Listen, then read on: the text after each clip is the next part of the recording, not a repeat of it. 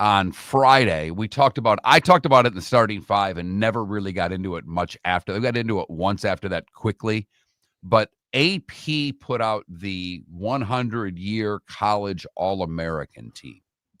I saw the headline. Tebow was the quarterback. Do people lose their minds? No, I didn't get. You know what? Tebow was the quarterback. I mentioned like more in the starting five. There was 3 Buckeyes, 3 Pitt Panthers.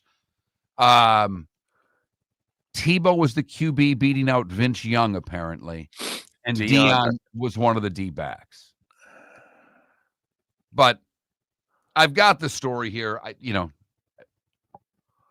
and I've got some fun off the hop because we got a fun text that I won't completely break down, but it will tie in yesterday's show with this one if we want to go that way. That'd be great.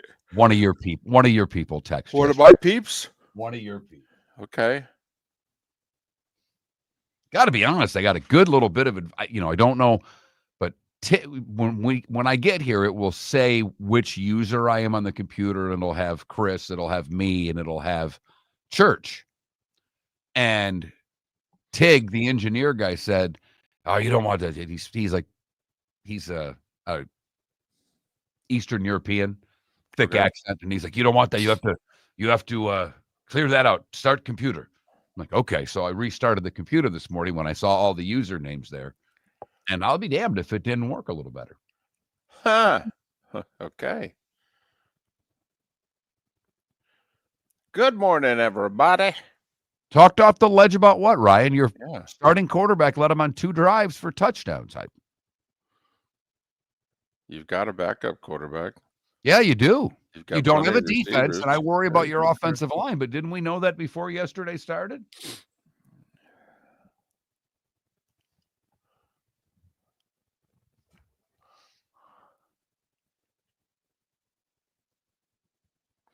Oh, well, I could argue Coffin-Bott looks better than last year. Just not much, especially if they're not going to have Hendrickson. But they will. They'll work it out. I mean, they're only arguing about guaranteed money. They've got the years and the money figured out. So here we go.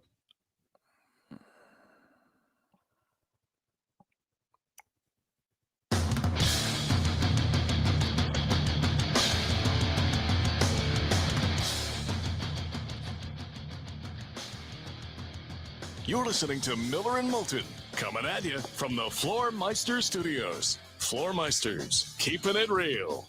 And now, here's Mark Miller and David Moulton. Top of the morning to you on this Tuesday, where the football magic numbers are getting small. How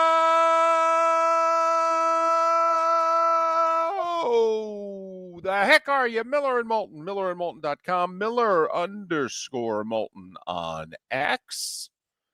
Thanks for being with us. Hope your week got off to a good start. Mark, your week got off to a good start? It did. It did. Although I got snaked by my daughter last night. Excuse me? Well, I made the mistake. School started last week. First week, they do nothing. I mean, they really do nothing the first week. And yesterday, being a Monday, I did not do my proper parenting. I did not ask my daughter if she had any homework. I just didn't think about it, getting her ready for gymnastics and getting her dinner ready. So she did not do said homework, and then was up very late, which made the wife upset with me because we didn't do the homework after school. So, yeah, I'm in the doghouse and the daughter's in the doghouse to start the week. Not good. Not good. I think you got to sell the daughter down the river there. And look at the wife and go, hey, come on now. All right, she's starting a little early. And, you start every school year with a level of trust. Okay, I'm sorry. I think she's bringing this on herself. Oh, there's no doubt. There's no doubt. But when you're the person responsible for pickup and all of the after-school functions, sometimes they need a little nudge. And my daughter will take advantage. She's got a lot of her father in her. She knows how to get away with stuff, and she knows exactly who she can get away with stuff with. And that, of course, is me. But David, yesterday we talked not briefly, we talked actually at length a couple of different times about Rob Manfred and expansion and realignment.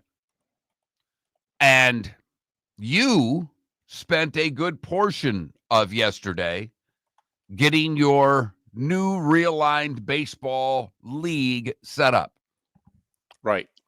So as I'm perusing the internet this morning, I see our buddy Steve Carney last night reposted something he had done a while ago. Right. I think like with 2 years ago. With 4 different expansion models based on, or realignment models based on who gets expansion teams. By the way, quick, have to stop you. Do you see why Steve and I get along so well? Not that you and Steve don't, but that's the kind of gooberness that I'm looking for, Mark, when we're talking about this subject. That's the level I'm looking for. When you're sitting in the living room with the wife watching a movie and she's talking to you and your mind is percolating on what is the Southern Division in the Eastern Conference going to look like.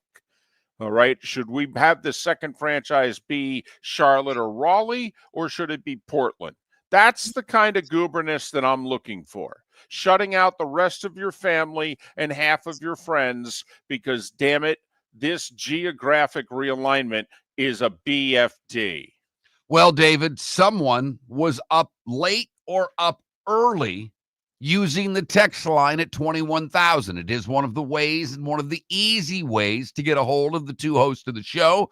Text the keyword Miller to 21,000. If you've never texted the show before, that's the keyword. Once you've done that, you can text as much as you would like. We'd love to hear from you. And this person texted early this morning, David. I'm hoping they were up all night because that's really one of your people. Not Right. Someone that got up an hour and a half ago like you did by force. Just want to shout out David. I, too, love to nerd out on baseball realignment and want to make sure he feels the love. Thank you. Quick question. I understand the focus on time zones being a big decider, but if you suspend that for a moment and just focus on travel time, Denver is as close or closer to Kansas City, St. Louis, and Minnesota and the Texas teams as they are to the Mountain Pacific teams, other than Vegas, which isn't much closer. Let's say Portland comes in as an expansion team. Couldn't you move Denver to a division with Kansas City, St. Louis, and Minnesota? KC and Denver already are natural football rivals. That would still give you the same time. And then he goes on to say, sorry, when the texts are that long, it splits them up into smaller things, and I've got to kind of go 1, 6, 4, 5, 3. It's a lot of fun. But then he also says, also technically Colorado is the only MLB team that is really on mountain time. Arizona doesn't observe daylight savings, so during the summer it's actually the same as Phoenix is on the West Coast. But I just want you to know that, this was not a, hey, really enjoyed David geeking out. Hey, I really enjoyed David geeking out. Here's me geeking out for you. Right. Here's my realignment.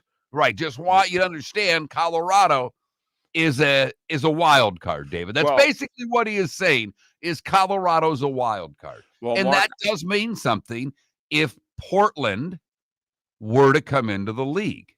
Mark, first off, I need to know the name and location of this person and whether or not he has been in touch with Rob Manfred in the Major League Baseball office, because apparently Major League Baseball is thinking the exact same way about the Colorado Rockies as that gentleman is right there. They are geeking out together, Mark.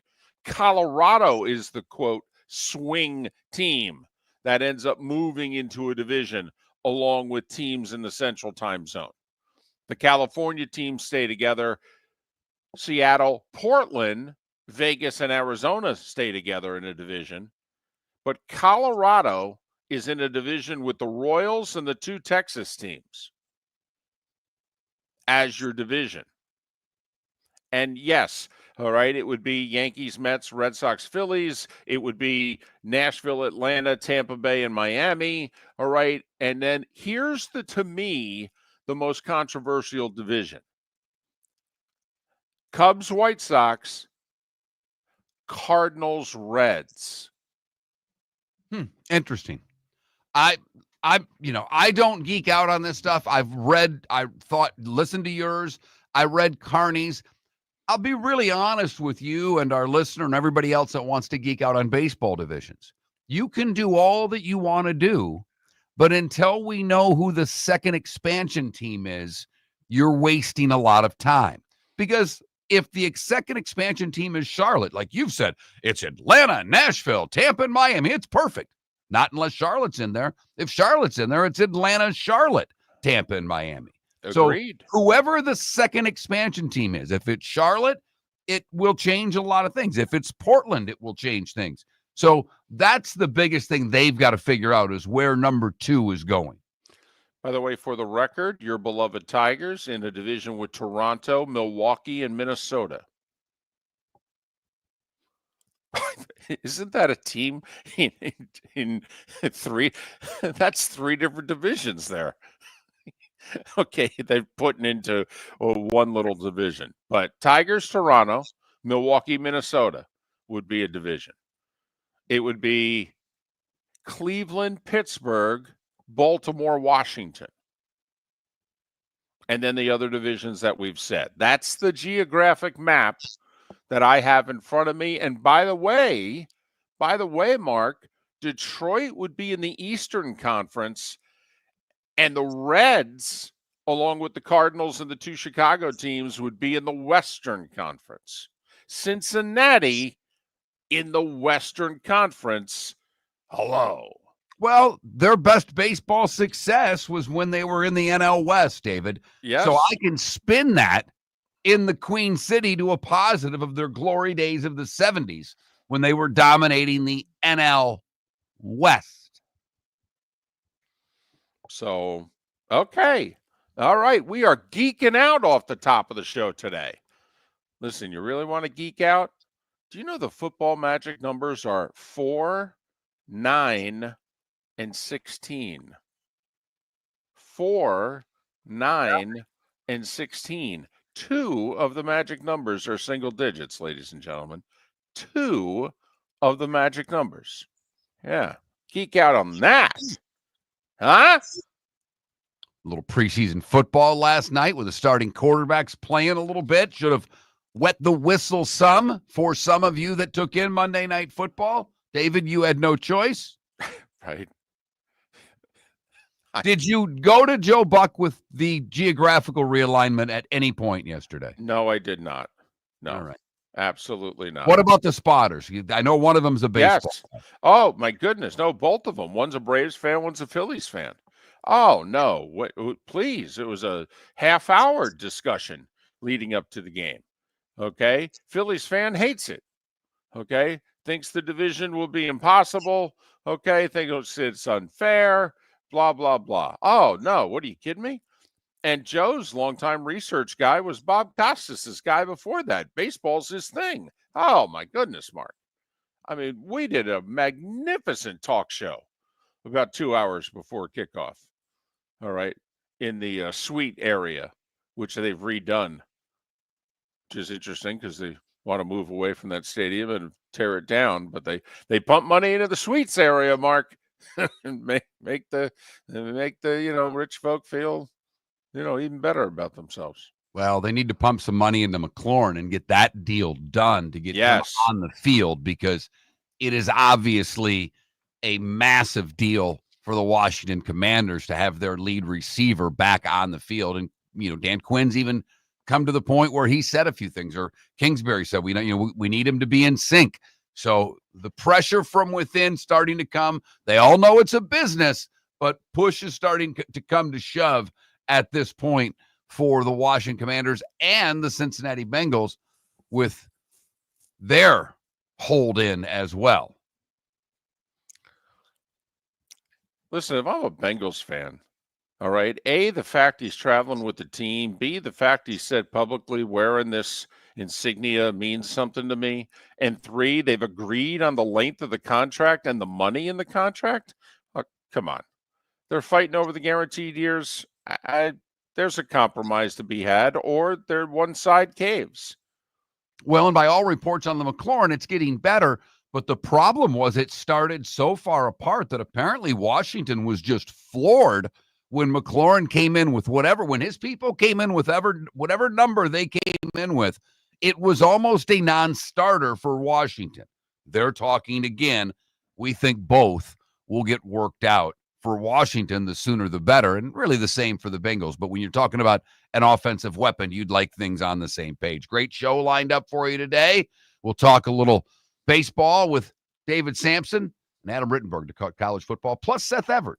For over 50 years, the Nolan family has been dedicated to protecting local families. Nolan Family Insurance is a second-generation independent agency that specializes in home, flood, auto, and boat insurance. They take the time needed to explain your coverage options and answer your questions so you can make an informed decision that's right for you. If you're looking for an agency that treats you like family, call 941-639-1122 or go to nolanagency.com. That's 941-639-1122 or nolanagency.com. Defining a new era in men's health.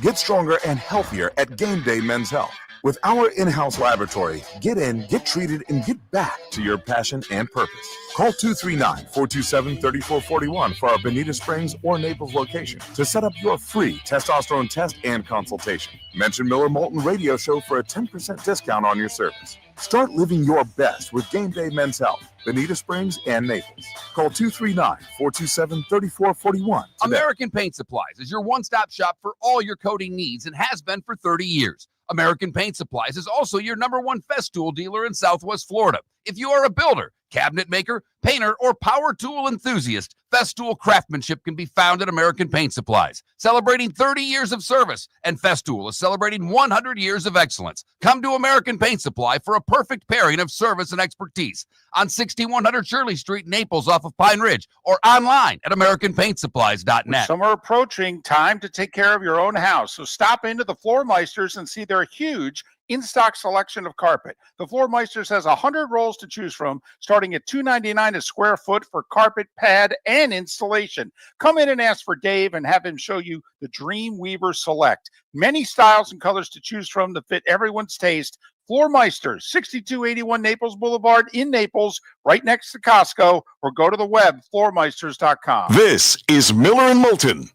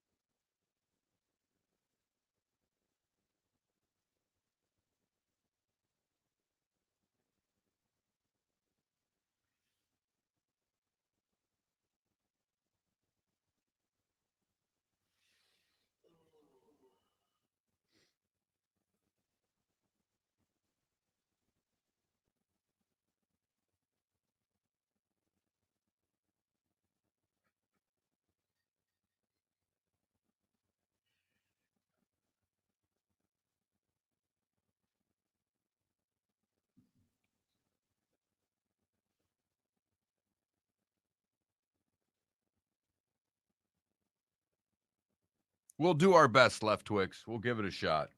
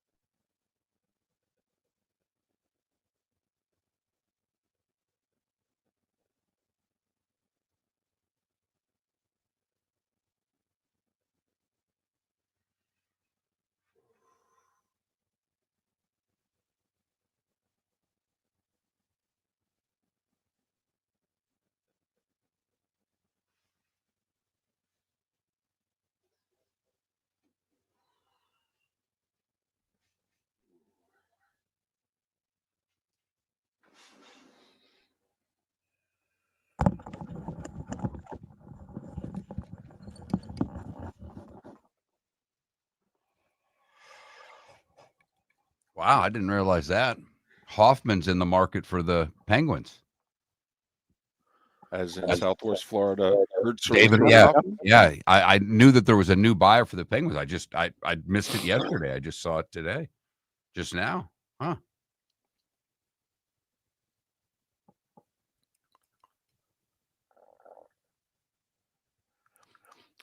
No. When the stadium is behind them, that's the stadium.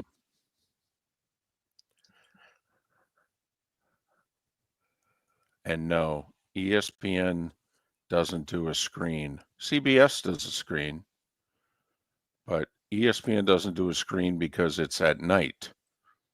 So there's usually, now if you saw them do something in the pregame show when the sun is still out and it's setting, plus last night it was raining for a while, then the sun came out, then the sun was setting, so it had different looks to it.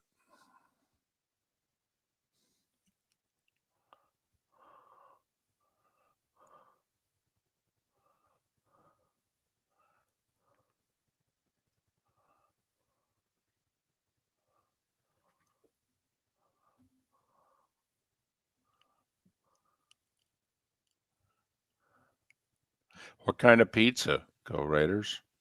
That you throw at a television? Yeah. I mean, hopefully a frozen one. Yeah, or hopefully one that you were done with. You know, you were full. That was just the leftovers. But I gotta say, with Little Sicily opening, and then you got Uncle Rico's in Fort Myers, we have a lot better pizza down here than we used to. Nice. Solid. It's good.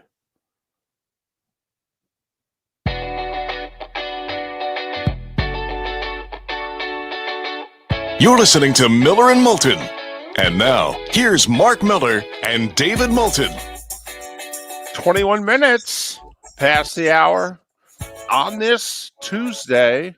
Thanks for being with us. Miller and Moulton, millerandmoulton.com, Miller_Moulton on X. Even though it's a Tuesday, Seth Everett will join us. He joins us a day early because Pat Kerwin can't join us today. He's at Jets training camp. Pat Kerwin, Bud Elliott tomorrow. Right now, Tim Brando is scheduled to be on the show Thursday. So there. And Pat will be back on Friday. Pat's now twice a week. That's what he said. We even offered him. We said, how about one more week where you just do once a week? You know, give yourself a break before we start putting you in the grind. He said, absolutely not. It's the only guest we have who books himself. Adam Rittenberg on the show in a couple hours to talk college football. David Samson. I can't wait to geek out with David Samson about this geographical realignment because you know this came up at least once while he was a part of Major League Baseball and he was in one of them owners' meetings. So I can't wait to hear whether or not this was ridiculed, his thoughts on it. David Samson to join us later on here on Miller and Moulton.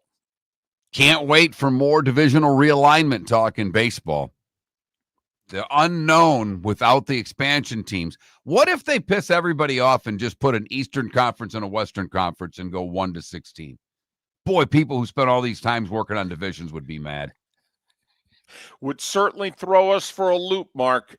Because that still remains a possibility. That's always been talked about, that they just divided into two conferences and it is what it is. Well, that's the talk. It's what Manfred wants to do, East and a West. Okay, forget this American and National. Yeah, why would you, take 130 years of tradition and just, do anything with it other than throw it away? Ladies and gentlemen, Rob Manfred. Rob, come on down. All righty then. I'm more excited. However, it's not really realignment that has me excited, David, but it's Farmageddon. Excuse me? I'm ready. Farmageddon. Saturday, Iowa State, Kansas State. Farmageddon, baby. Is that what it's being billed as? It's been billed as that for a while. It started being called Farmageddon when they played a back-to-back at Arrowhead, I believe. Farmageddon, yeah, but it was happening in farm country. Where's this game happening? Dublin. No farms there? What are you trying to say? Their potatoes magically grow without farms? Well, I just asked the question. I mean, well, Mark, it depends on what time it is. Because, sometimes there's been a famine. All right. But other times that is true. There is lots of farming going on. Farmageddon. Iowa State, Kansas Farmageddon. State. Wow. Farmageddon. We're going to have to ask Tim Brando. Hey, what's the name of the game you're doing? Fresno State at Kansas. If they've got Farmageddon, what's your game called? Do you know that Iowa State and Kansas State have been playing continuously since 1917? Did they now take the place? Was it Minnesota, Wisconsin, who during the COVID year didn't play and ended the most continuous rivalry? I thought there was a Big Ten rivalry that had the longest continuous streak that got ruined because of COVID. And I thought it was for Paul Bunyan's axe.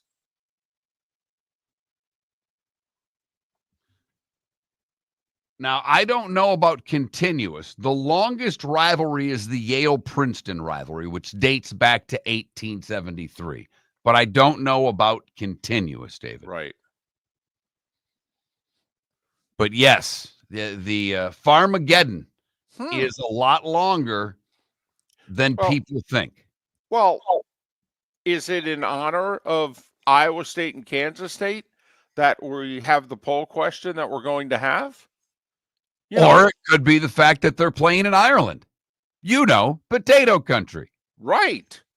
Because, David, today is National Potato Day. Oh, my goodness. National Potato Day. Oh, think of the options. And nobody loves a starch and a carb quite like you, David. I'm Irish. Are you kidding? Yes. I think we limit your potato choices to dinner options. I don't, we start getting into the hash browns and the home fries and the whole thing. You got a whole nother area there. So breakfast is out? Well, we go baked. We go mashed. Okay. We go French fries. Oh, French fries will win. Ooh, are you sure? No, but... Are you sure? I mean, there are a lot of people, I think my co-host included, that really enjoys a mashed potato. Oh, yeah. I mean, and then for the fourth, I would say au gratin. All right, we have a nomination in the Twitch chat room. Wants scallops. Scalloped and au gratin are pretty damn close. Okay. All right. So you want to go baked, mashed, French fries, scalloped / au gratin? Yes. Okay. It's fine by me. I think my vote's going to surprise you. I think my vote's going to surprise you. Well, David, are you going to vote with your head to which one you think's going to win? No. So you get the poll question right? No. Or are you going to vote with your heart? No, I'm voting with my taste buds and my heart. I've stopped long ago, Mark, trying to place a vote which I think is going to end up being the winning vote. Okay? I know I'm completely out of touch with our audience. But it bothers you for whatever reason. Oh, that's anymore. Not when did this happen? Over the weekend? Well, recently, I will acknowledge, yes. I will acknowledge it has been recent. Okay? I've just realized I'm out of touch. And you know what? Now I'm proud of it. Okay? And yes, the audience tells me every day how old and out of touch I am. And you know what? I don't care anymore. I know I'm old and out of touch, and I'm just going to wear it. Miller and Moulton, one of us is old and out of touch. Deal with it. One of us? Well, not you. You got 4 gray hairs. You look terrific. You've lost a bunch of weight. You look fantastic. Doesn't mean I'm not old. That's true. I mean, that's the other part of this. I mean, so and a little out of touch. Well, listen, I think though your daughter's 11. I think your daughter keeps bringing you back in touch. Well, when I keep throwing the vernacular of her generation at her, it is just crushing her. It is just crushing her, and I will not stop. And she hates every minute of it, and I cannot help myself. I think it's why then we discovered that 1 week into the school year, she sandbagged you. Okay. She is so unhappy with you trying to talk like her and her friends that she's getting back at you. Seems like that's what happened yesterday. We'll fix it. Laying the hammer down today. The hammer, huh? Just like the NCAA did to Michigan. You know what? I was mad at myself that I didn't use this yesterday. We'd spent all that time talking at the poll question, the NCAA get around. Do you remember when Tarkanian was in the NCAA tournament in like 87? And he said, oh, yeah, the NCAA, they're so mad at Kentucky. They just gave Cleveland State 2 more years of probation. Well, I was thinking that yesterday. There is no doubt. I mean, if I'm Minnesota, right. If I'm Purdue, if I'm Michigan State right now, you better stay clean because they're going to drop the hammer on somebody in that conference. Somebody it's in the just MAC. Not Michigan. Somebody in the MAC, one of those directional schools. You know what? Actually, you're right because they're going to go after Central Michigan because Moore's now out. That it obviously we know Connor Stallions was on the sidelines for that Michigan State game. And you're right.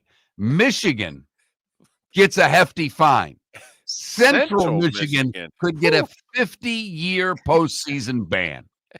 Miller and Moulton. The starting 5 is next. MillerandMoulton.com. Shoeless Joe Sports Cafe is where your fantasy football draft should be. Free private rooms, Wi-Fi, plus food and drink specials. In August, Shoeless has bingo and trivia Tuesdays and Thursdays with your chance to win free wings and beer for a year. Fridays, live music on the deck. Saturdays, karaoke on the deck. Plus daily meal specials like Wednesdays, $6 wings and half-price pizza. Watch all your baseball and football at Shoeless Joe's, your home for good food, good times, and good sports in the Bell Tower Shops, Fort Myers. Southwest Florida's scorching heat is on its way. Stay cool with Air Advantage. As a proud Rheem Pro partner, Air Advantage delivers top-notch air conditioning solutions to keep you cool and comfortable.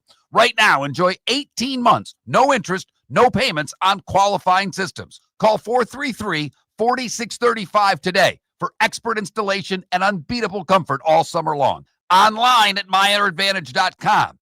Air Advantage. Call today, 433-4635. With summer approaching, time to take care of your own house. So stop into the Floor Meisters and see their huge in-stock selection of carpet. The Floor Meisters has 100 rolls to choose from, starting at $2.99 a square foot for carpet, pad, and installation. Come in and ask for Dave and have him show you the Dream Weaver Select. Many styles and colors to choose from to fit everyone's taste.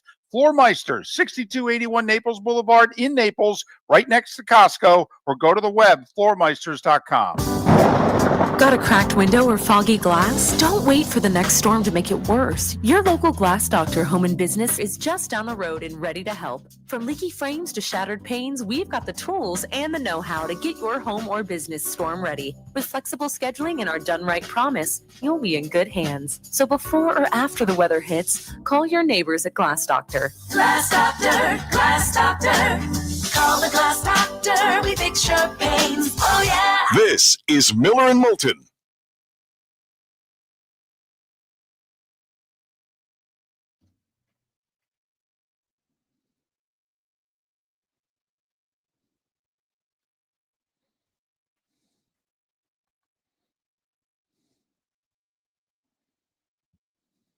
That potato question's a tough question, David. It really is. I agree. That is a tough question. I agree because I love my potatoes. There's practically no bad way to do with potatoes as far as I'm concerned. The problem is most places now buy French fries that are already bagged. I don't think you get a fresh cut French fry very many places. Okay. And that bothers me.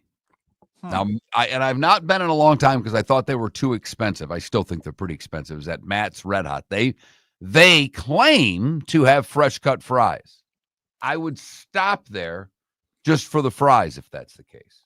All right. My little oyster place, the guy next to me got a burger when I was having a drink waiting for my pizza the other night, and their fries looked amazing. Amazing.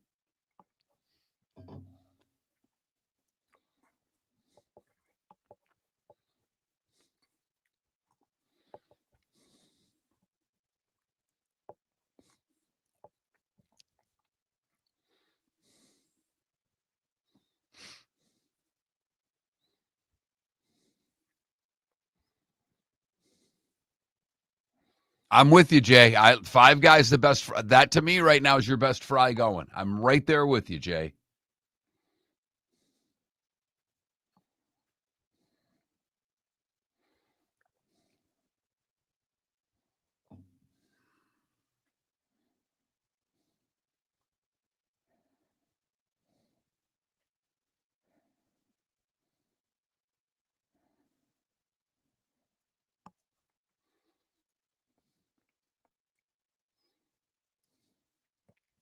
I went baked. I've been more of a baked mood lately.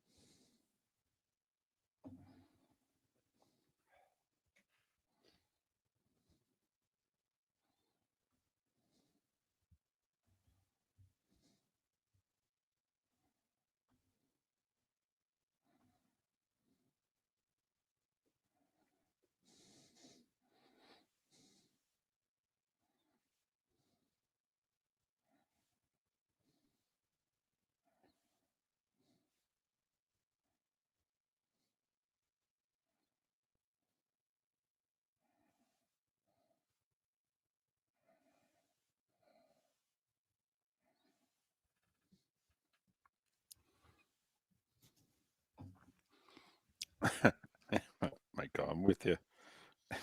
I love them all. I love these potatoes.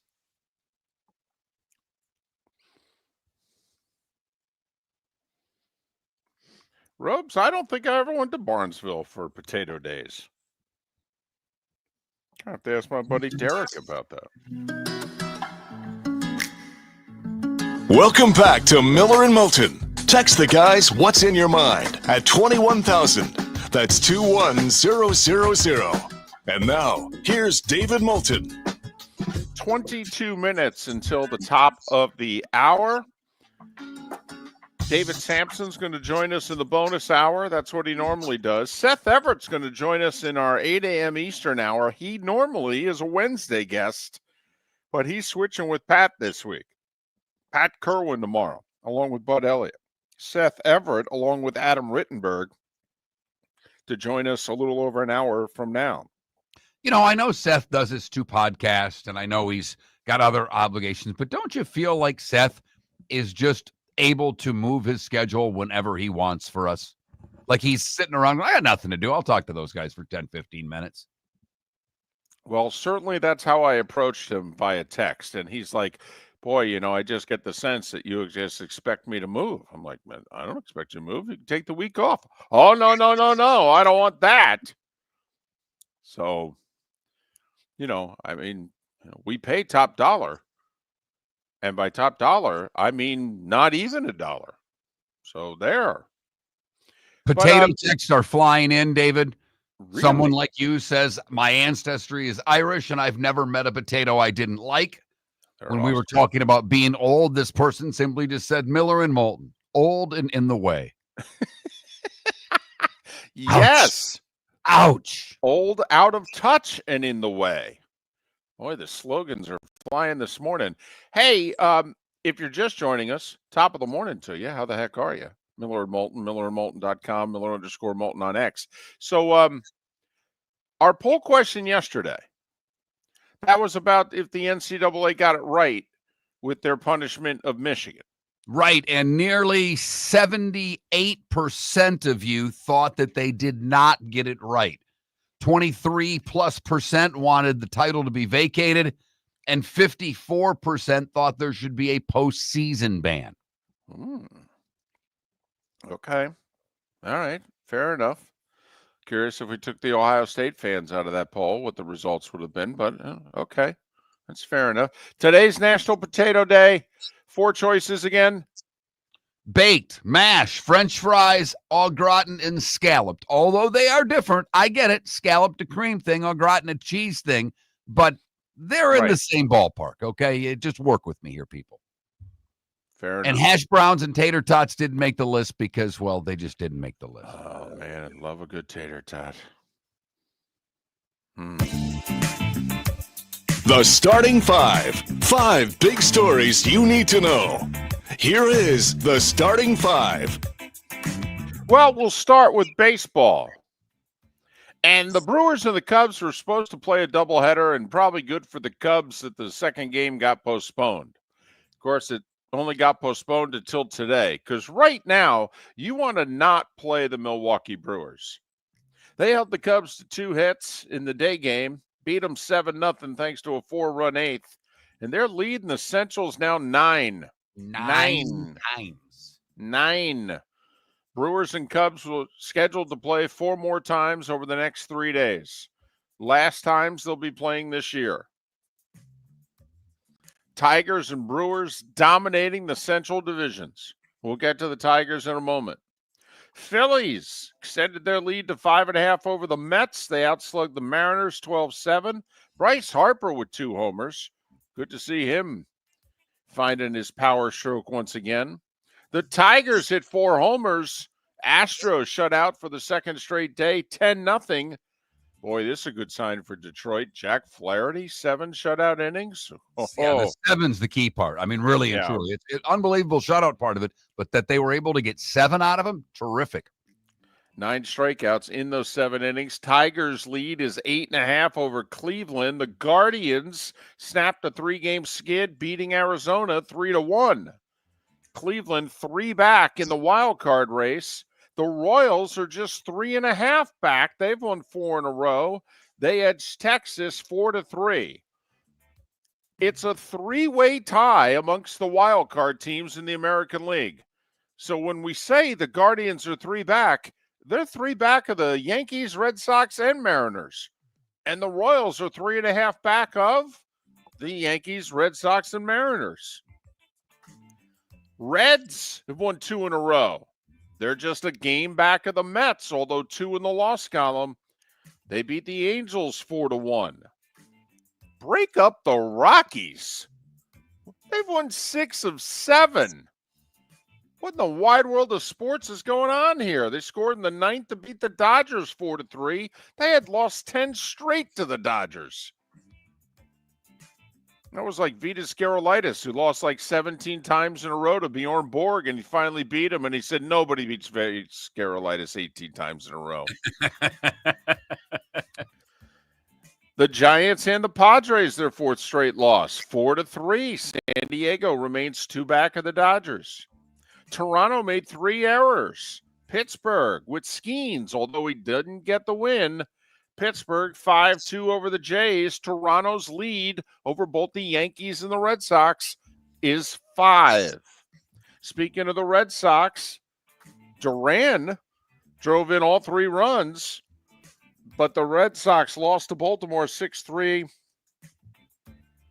Gunnar Henderson with a homer and 2 RBIs. Cardinals snap a 5-game losing skid. They pulled away from the Marlins late and beat them 8-3. And the White Sox cooled off the Braves, who had just swept the Guardians.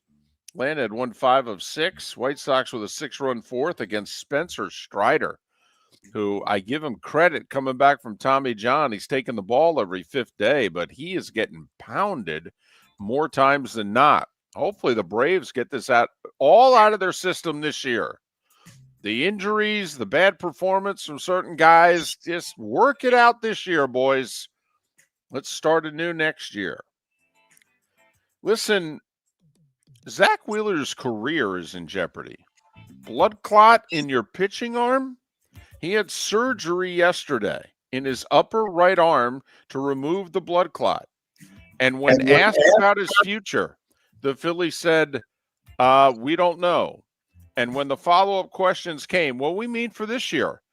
Don't know. How about beyond this year? What part of we don't know? He had a blood clot. This is a serious deal. Obviously, he and we hope he can return in 6 weeks for the playoffs. But first things first, we got to make sure we got this and all's okay, because we all know what can happen when you have a blood clot anywhere in your body. So I hope not for Zach Wheeler, who's been arguably this decade the best pitcher in the National League. Most durable, goes deepest in the games. You could argue he's been the best pitcher in the National League pretty much since 2019. Preseason football, week 2's in the books. Bengals beat Washington 31-17. Burrow played 3 series. They scored twice. Jaden Daniels played a series. He rushed for a touchdown, got hit as he was crossing the goal line. Troy Aikman wanted both those quarterbacks out of the game 4 seconds after entering. Okay. He kept saying, well, if I was coaching, they'd be out of here. Finally, Joe Buck goes, you're not the coach. Kevin Stefanski's the coach in Cleveland. He settled on Joe Flacco to be the week 1 starter for the Browns against the Bengals. And boy, what a shock that is. Shocking news. Shocking news. I mean, we've only known this since when? He signed with the Browns. Sounds about right to me. Colts signed cornerback Xavier Howard. Remember him with the Dolphins? He didn't play all of last year. Colts worked him out and said, damn, he looks good. So they signed him. Justin Jefferson missed 25 days with his hamstring injury, back at practice for the Vikings. And the Dolphins. Boy, he was a good player not that long ago. Had a rough year last year with the Falcons, but Miami signs Matthew Judon. Remember him with the Patriots? He was a force. Dolphins signed him to a 1-year, $6 million deal. I got to admit, their pass rush should be flat out legit, David. I mean, listen, I'll never complain, ever complain, nor criticize a team that brings in another pass rusher. Tough to win the game if your quarterback's lying on his back. But, Mark, don't you find it interesting that the one area of the defense in which we think the Dolphins have a little something is the pass rush? I mean, they now have, if Judon can play at all, David, they've got 4 legitimate they can come with waves. Yes, absolutely they do. Okay. They still don't have a corner who can cover a soul. No, okay. They don't. No, so they don't. But they don't have to blitz to get to the quarterback. This defensive line, these edge rushers are going to be a problem. I hope so. hey, it's a successful formula. There's been some pretty average secondaries that have done well. Why? Because the front's getting 50 sacks and a whole bunch of pressure. Remember, David's true love in football is the New York Giants. They've had this recipe a couple of times in their history. You know what, Mark? Ask the Patriots. The formula's been successful. Damn right it has. College football news. Ohio State made a decision. Julian Sayin is going to be their starter. Week 1 against Texas. He edged out Lincoln Kienholz. Apparently the last week did it. Ryan Day came out and said, pretty even till the last week. But Sayin, I'm just saying, was the better guy. Sayin, you may recall, signed with Alabama. And then Nick Saban retired. And he said, well, I ain't playing for Kalen DeBoer or whoever the heck they're going to bring in here. So he transferred to Ohio State, sat out last year, although I think he played a handful of snaps. But anyway. Gators, DJ Lagway, finally on the field in an 11-on-11 situation, took first-team reps. Now he's still wearing the non-contact jersey, recovering from the left calf injury. But Lagway looks as if no setbacks. He'll be ready for the opener. And he played 1 year. It was a really good year. Cam Newton's number 2, going to be retired at Auburn. Okay. I mean, okay. They've won 2 natties. Right. He won one. Yes, he did. So there you go. I mean, he won a national championship and they're retiring his jersey. Shedeur Sanders got to a bowl game and they retired his.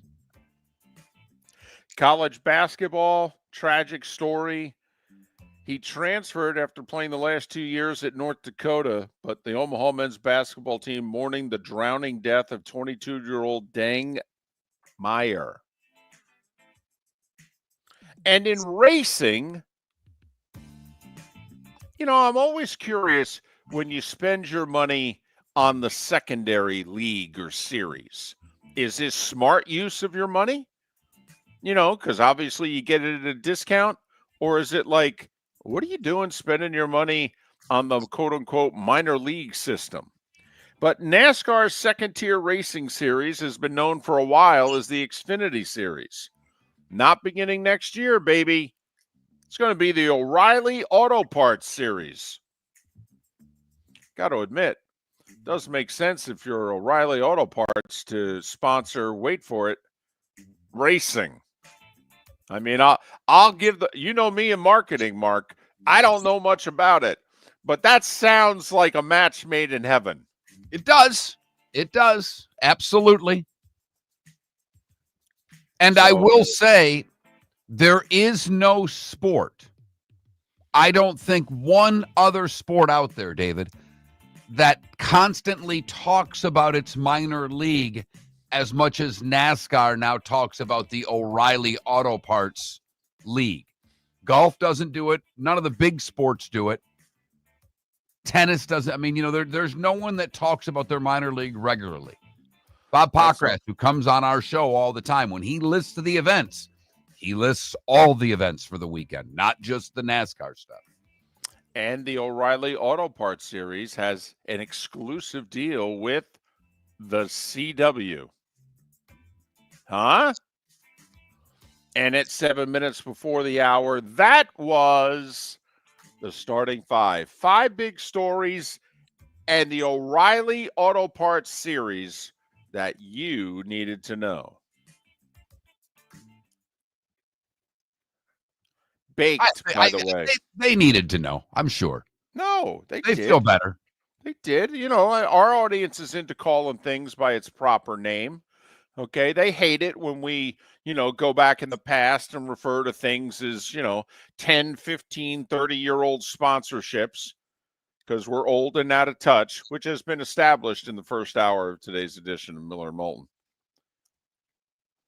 By the way, baked. That's the answer.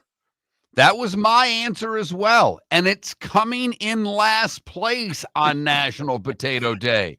Early voting, French fries in the lead. Miller and Told Moulton, you. MillerandMoulton.com. If you're a business who targets men, please know there is no better and more economical way to reach your target audience than us at Miller and Moulton. So let us help you make money. You can reach out to Mark at that Mark Miller or me at the David Moulton on X, or text us at 21,000. We have a proven product, a good reputation, and lots of quality segments that we can attach your company's name to. Miller and Moulton, we're like that old pizza box. You've had the rest, now try the best. Miller and Moulton, MillerandMoulton.com. For over 50 years, the Nolan family has been dedicated to protecting local families. Nolan Family Insurance is a second-generation independent agency that specializes in home, flood, auto, and boat insurance. They take the time needed to explain your coverage options and answer your questions so you can make an informed decision that's right for you. If you're looking for an agency that treats you like family, call 941-639-1122 or go to NolanAgency.com. That's 941-639-1122 or NolanAgency.com. Think we only fix windows? Think again. Your local Glass Doctor Home and Business does so much more to upgrade your home. We custom build stunning shower and bath enclosures, install sleek glass doors and windows, and can bring fresh life to foggy or cracked panes. Need a glass tabletop or a statement mirror? Yep, we do that too. If it's glass and it's in your home, we're the team to call. Call the Glass Doctor, we fix your pains. Oh, yeah. Mark Miller for Sleep Treatment Direct. They are helping me with sleep apnea. And by helping me, I mean curing me. No more CPAP machine, no more snoring, no more tossing, no more waking up exhausted. Their expert team got me the right treatment fast and hassle-free. If you want to feel energized and get rid of your snoring, call Sleep Treatment Direct today. 444-1741. That's 239-444-1741. Sleep Treatment Direct. Sleep safe and With sound. summer approaching, time to take care of your own house. So stop into the Floor Meisters and see their huge in-stock selection of carpet. The Floor Meisters has 100 rolls to choose from, starting at $2.99 a square foot for carpet, pad, and installation. Come in and ask for Dave and have him show you the Dream Weaver Select. Many styles and colors to choose from that fit everyone's taste. Floor Meisters, 6281 Naples Boulevard in Naples, right next to Costco, or go to the web, floormeisters.com. American Paint Supplies is your one-stop shop for all your coating needs and has been for 30 years. American Paint Supplies is also your #1 Festool dealer in Southwest Florida. If you are a builder, cabinet maker, painter, or power tool enthusiast, Festool craftsmanship can be found at American Paint Supplies. Celebrating 30 years of service, and Festool is celebrating 100 years of excellence. Come to American Paint Supply for a perfect pairing of service and expertise on 6100 Shirley Street, Naples, off of Pine Ridge, or online at AmericanPaintSupplies.net. This is Miller and Moulton.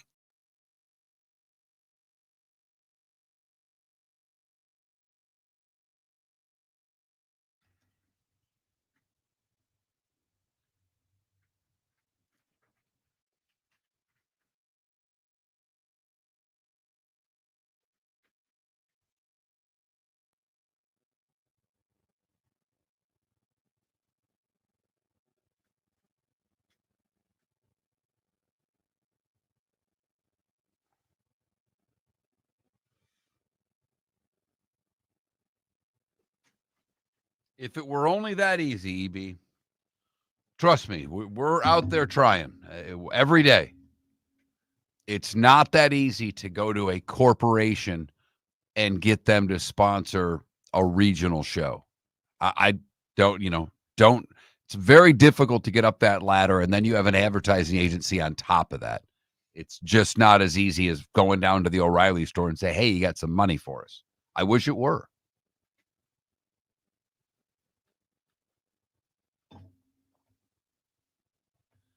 EB, by the way, I think you were the one that gave me that the bamboo stuff there. Thank you very much. They're fun.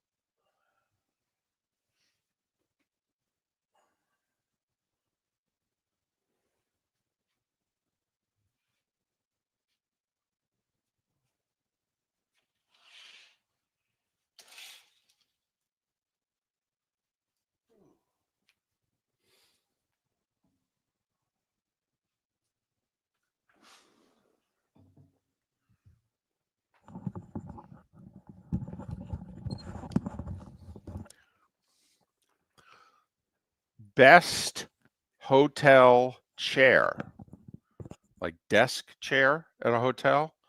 This one, the Intercontinental, the Wharf in DC. Outstanding. Big, wide, thick, cushy. Outstanding. Perfect chair to do baseball realignment in. Yes, it just oozes right from the chair, right up my spine. This chair is geographically inclined.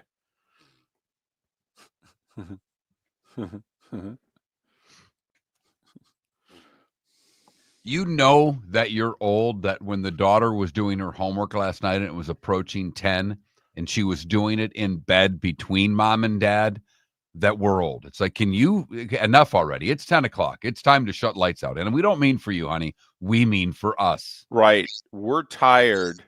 Okay. We need to go to bed. Are you done with your homework yet?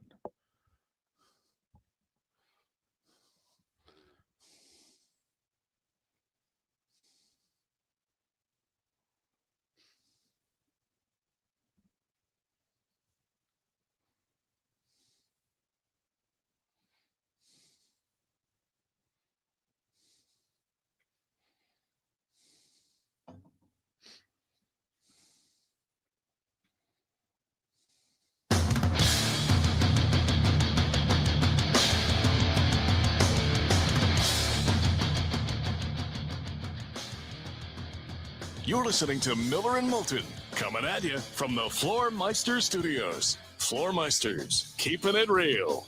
And now, here's Mark Miller and David Moulton. Hour 2 of Miller and Moulton on this Tuesday. Thanks so much for being with us. The football magic numbers 4, 9, and 16. 4 days away until what? Armageddon? What is that again? Kansas State, Iowa State. What are they? Farmageddon? Farmageddon. Right. Baby.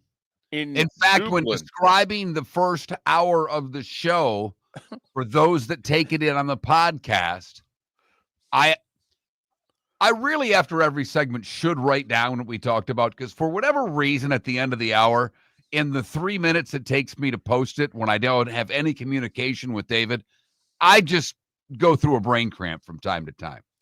But I started with baseball realignment, ... Again. That was for me. Then I just simply put Farmageddon. Hello. Farmageddon. Hello. Iowa State, Kansas State, 4 days away in Dublin. And when you think Dublin, you think Ireland, which makes you think of what? Potatoes. And it's National Potato Day. And we ask of these 4, which is your favorite? Baked, mash, French fries, au gratin / scalloped. I know if you're a cook out there, you're going to get all over me because they're not the same, but they're in the same ballpark, aren't they? They are. Come they're on, in a casserole dish. Yeah. One has cream, one has cheese. You get the idea. Come on. They're in the This same is some of the tightest voting I've ever seen for a poll question. There have been 3 different leaders already this morning. At the moment, at this very moment, French fries in the lead over baked. Baked was in last for most of the first hour. Well, once they found out Miller and Moulton voted for baked, they came out of the woodwork. So that everyone with over 20% of the vote, French fries, almost 30%. That Mark Miller, the David Moulton, Miller_Moulton on X. It's important. Text line's been very busy this morning with a lot of people chiming in on potatoes, realignment, and any other thing that's on their mind. Hold on. We're realigning potatoes? We are. See, now you make fun of me and my geographic realignment talk, but the texters for 2 days have loved it. They're coming out of the woodwork, just like for National Potato Day. See, it's that kind of a topic, Mark. Mark, that's how you should look at geographic realignment. Okay, it's baked or mashed. That's how you should look at it. David, you're right. I should. And I do think that the texter this morning had an excellent point when it comes to Colorado. You were focused a little more on time zones. I was. He was focused a little bit more on geography. And I do think that is an important distinction. I did go and read Steve Carney's 4 different realignment propositions based on who comes into the league. Man, yes. That is such a nerd. Man, I love Steve. I know you do. Steve and I could spend a couple days in a cabin, okay, just with a deck of cards, all right? I'm not sure what you'd need the cards for. And some baseball standings. That's all we need, baby. And then his Army-Navy podcast on a loop. Oh, my goodness. We could film, okay, we could record an armed services football podcast. I might not leave. All right, David, I'm going to do this with fear of derailing our show, but I can't help myself. This is not a Miller and Moulton topic, but I can't stop thinking about it because 2 terrible things happened in Southwest Florida in the last couple of days, and it has me thinking along the lines of a different show that's not ours, and I still want to attack it because a lady over the weekend hiking stepped on an alligator. The alligator bit her. Another guy in Cayo Costa was fishing at night. I'll be damned, David. He got bit by a shark. Huh. And I ask you the question, if you were going to be bitten by one, what would you rather be bitten by, a shark or an alligator? A shark. A shark. Well, there's evidence that a shark responds to getting punched in the nose.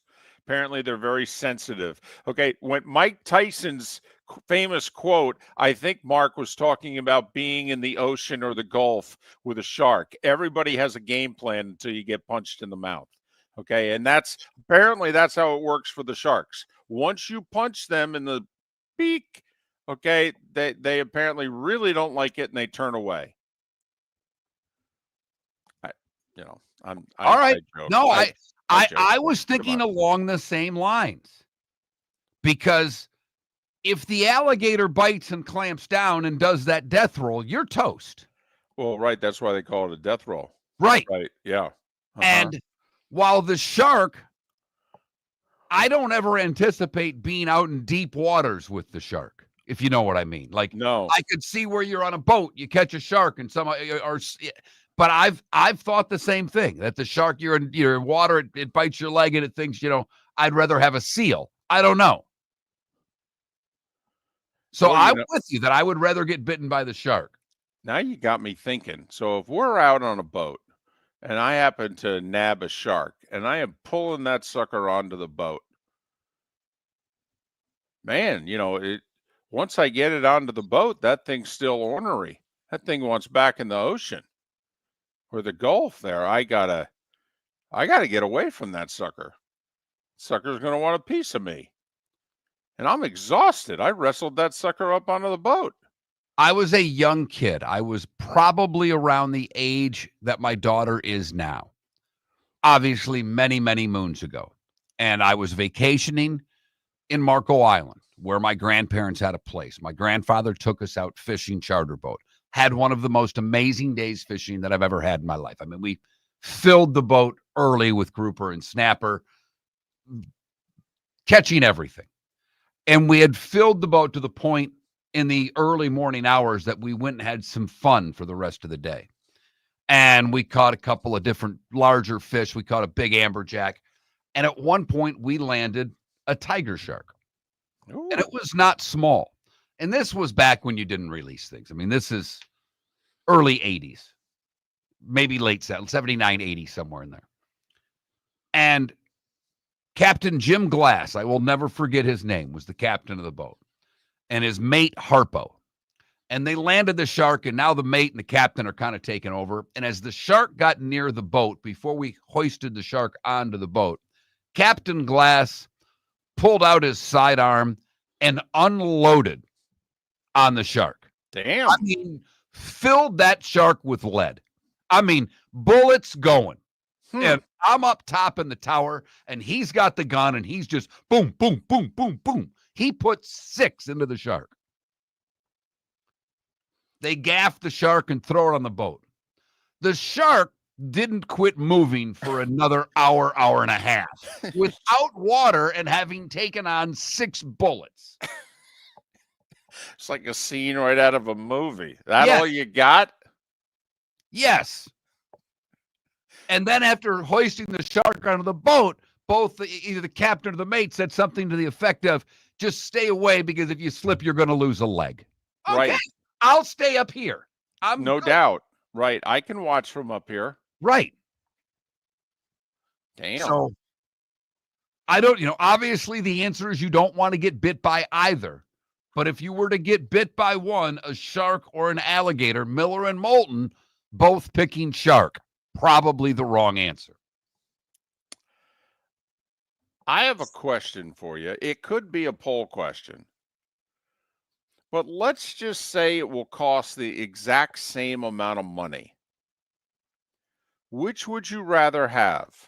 A Major League Baseball team or an NHL team? Because did you see what apparently the asking price is for the Pittsburgh Penguins?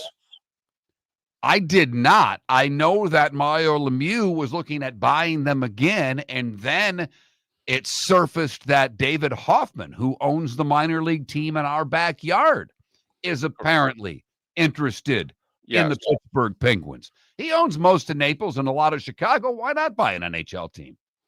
Well, somehow I've got his number in my phone, too. I may call him and see if I can get a job later today, David. I definitely think you should look into it, okay, and say you have a hockey background if you don't already know. This is fascinating to me. So 4 years ago, Mario Lemieux sold the Penguins to the Fenway Sports Group for $900 million. Since that time, the Penguins have not been very good. Their long consecutive sellout streak has ended. They played to 91% attendance last year, which, believe it or not, in the NHL is not that good because that's a league that draws over half its revenue from the gate. And yet, Mark, despite not being very good, despite having an older team, and despite having less fan interest than they've had in basically this century, apparently to purchase the Penguins back, Mario Lemieux would have to pay $1.75 billion. Wow. 4 years ago, they sold for $900 million. 4 years later, with declining results and everything, you got to pay almost twice as much. And they're saying it's because of the expansion that's about to happen.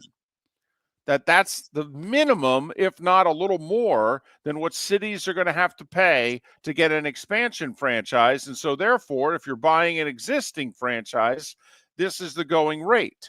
Now, I'm guessing, the Twins wanted $1.7 billion and couldn't get it. But let's just say that the price for an NHL team is the same as a price for a Major League Baseball team. Which would you rather have? That's a great question because isn't it? What do we have coming in baseball? Expansion. Expansion, which you're going to make a huge sum of money as the owner. It goes right to your pockets. Yep. But you're going to have a lockout. Oh, yeah. And write it down. We've been telling you this only for 4 years on this show, I think. Yep. Oh, yeah, it's coming. By the way, spring training 2027 is not going to happen. Seriously, for those that count on it in Florida for whatever reason, there will be no spring training in 2027. Baseball will not start on time, and when they do, they're going to have to do it all by their own stadiums in their own cities and get in shape in 2 weeks and get ready to play quickly. With so much of my life being in hockey, it's hard for me not to vote hockey, but I can't fathom spending $1.7 billion on the Pittsburgh Penguins. Miller and Moulton. American Paint Supplies, celebrating 30 years in Naples, is proud to be the exclusive Farrow & Ball dealer in Southwest Florida. The best thing to come from the UK since the Beatles, Farrow & Ball has the colors and paints at American Paint Supplies. See why all the designers and painters choose Farrow & Ball. For 30 years, American Paint Supplies provides the perfect pairing of service and expertise on 6100 Shirley Street in Naples off of Pine Ridge or online at AmericanPaintSupplies.net. American Paint Supplies is your one-stop shop for all your coating needs. With summer approaching, time to take care of your own house. So stop into the Floormeisters and see their huge in-stock selection of carpet. The Floormeisters has 100 rolls to choose from, starting at $2.99 a square foot for carpet, pad, and installation. Come in and ask for Dave and have him show you the Dream Weaver Select. Many styles and colors to choose from to fit everyone's taste. Floormeisters, 6281 Naples Boulevard in Naples, right next to Costco, or go to the web, floormeisters.com. Southwest Florida's scorching heat is on its way. Stay cool with Air Advantage. As a proud Rheem Pro partner, Air Advantage delivers top-notch air conditioning solutions to keep you cool and comfortable. Right now, enjoy 18 months, no interest, no payments on qualifying systems. Call 433-4635 today for expert installation and unbeatable comfort all summer long. Online at myairadvantage.com. Air Advantage. Call today, 433-4635. Wine glasses never fall over until you get a brand new rug. Oh no! Ketchup bottles act normal till you're wearing a new shirt. Oh, you kidding me? And rocks slide peacefully on the road till the day you get a brand new windshield. Then they fly up off the road and attack without mercy. That's why new windshields from Glass Doctor come with our windshield protection plan. Unlimited repairs and one replacement for 12 months. Don't just fix it, protect it. Glass Doctor. A neighborly company. This is Miller and Moulton.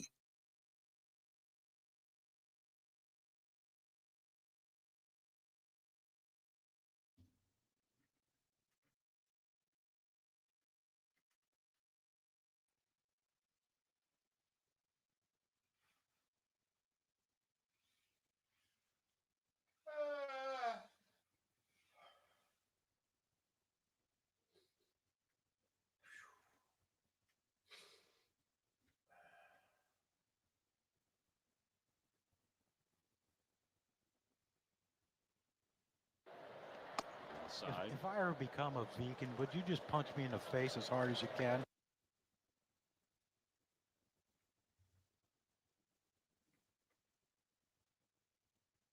I'm guessing weather virtue, but I don't know.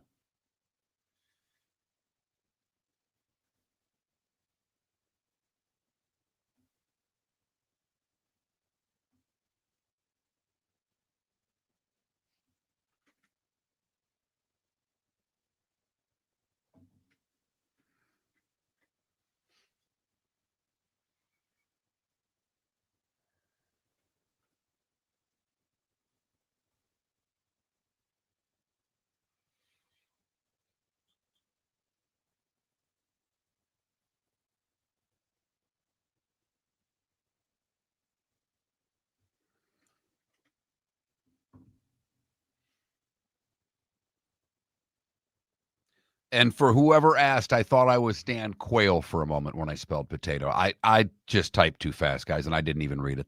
I'm just an idiot. Just an idiot. Didn't even realize I did it until one of you told me.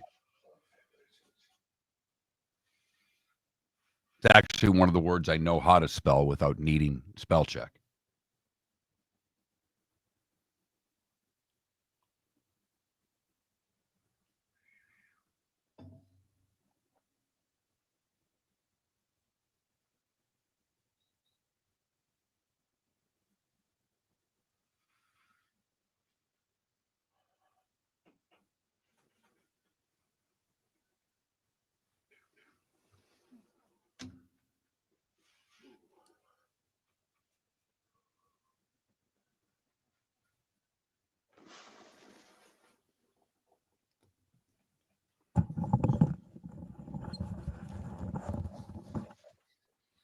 No, it's not. No, we really haven't, Johnny. We really haven't.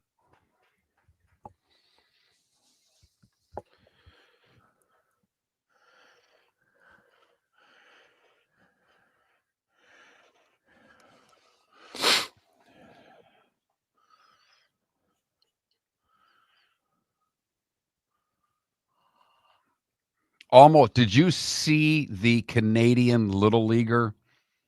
They asked it was I guess an Australian kid and a Canadian kid. They were playing each other in the Little League World Series. Okay. And they had the Australian kid first, I believe, and they asked him, who he was looking most forward to meeting, with the game that night, and what autograph do you want to get? And he says Juan Soto, and he's all fighting, hoping to meet Juan Soto. And they turned to the Canadian kid, and you looking to get Juan Soto? He's overrated.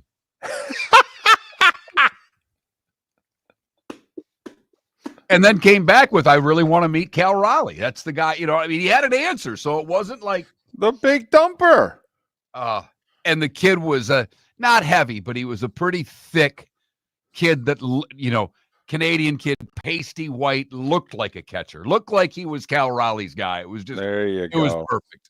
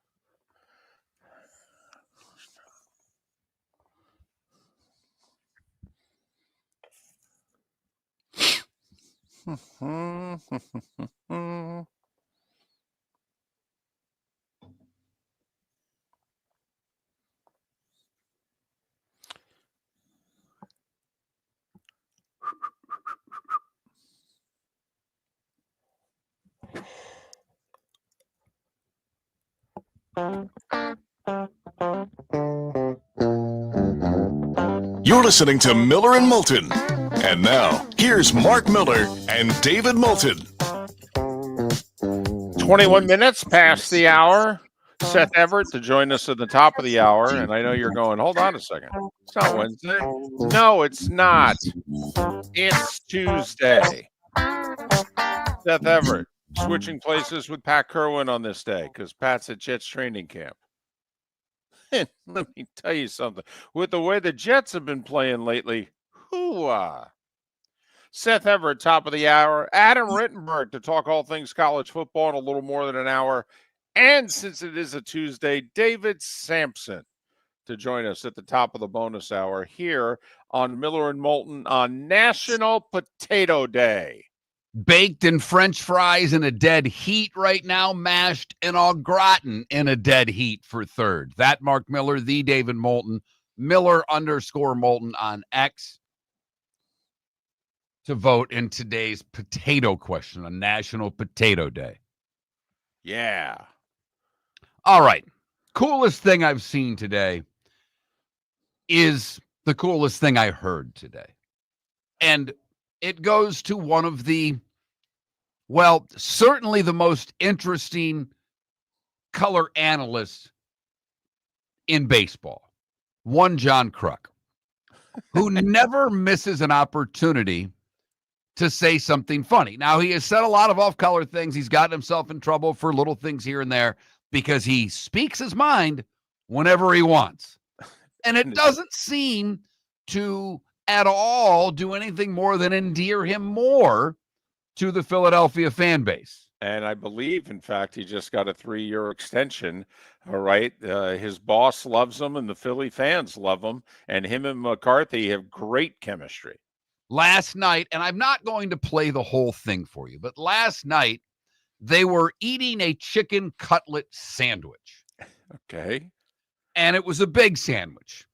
And they went down to the on-field reporter, and the young lady had taken apparently the cutlet off and was basically eating a salad between bread. To which the announcer there said, what is the bread, just the croutons? And they came back to John Kruk, and he delivered this line. If I ever become a vegan, would you just punch me in the face as hard as you can? Sarge had us asked us to do something. If I ever become a vegan, can you punch me in the face as hard as you can? Curveball low and outside. I love him. Ah. So that's the coolest thing I've seen today. It's brought to you by Air Advantage. Online, myairadvantage.com, myairadvantage.com. 18 months, no interest, no payments.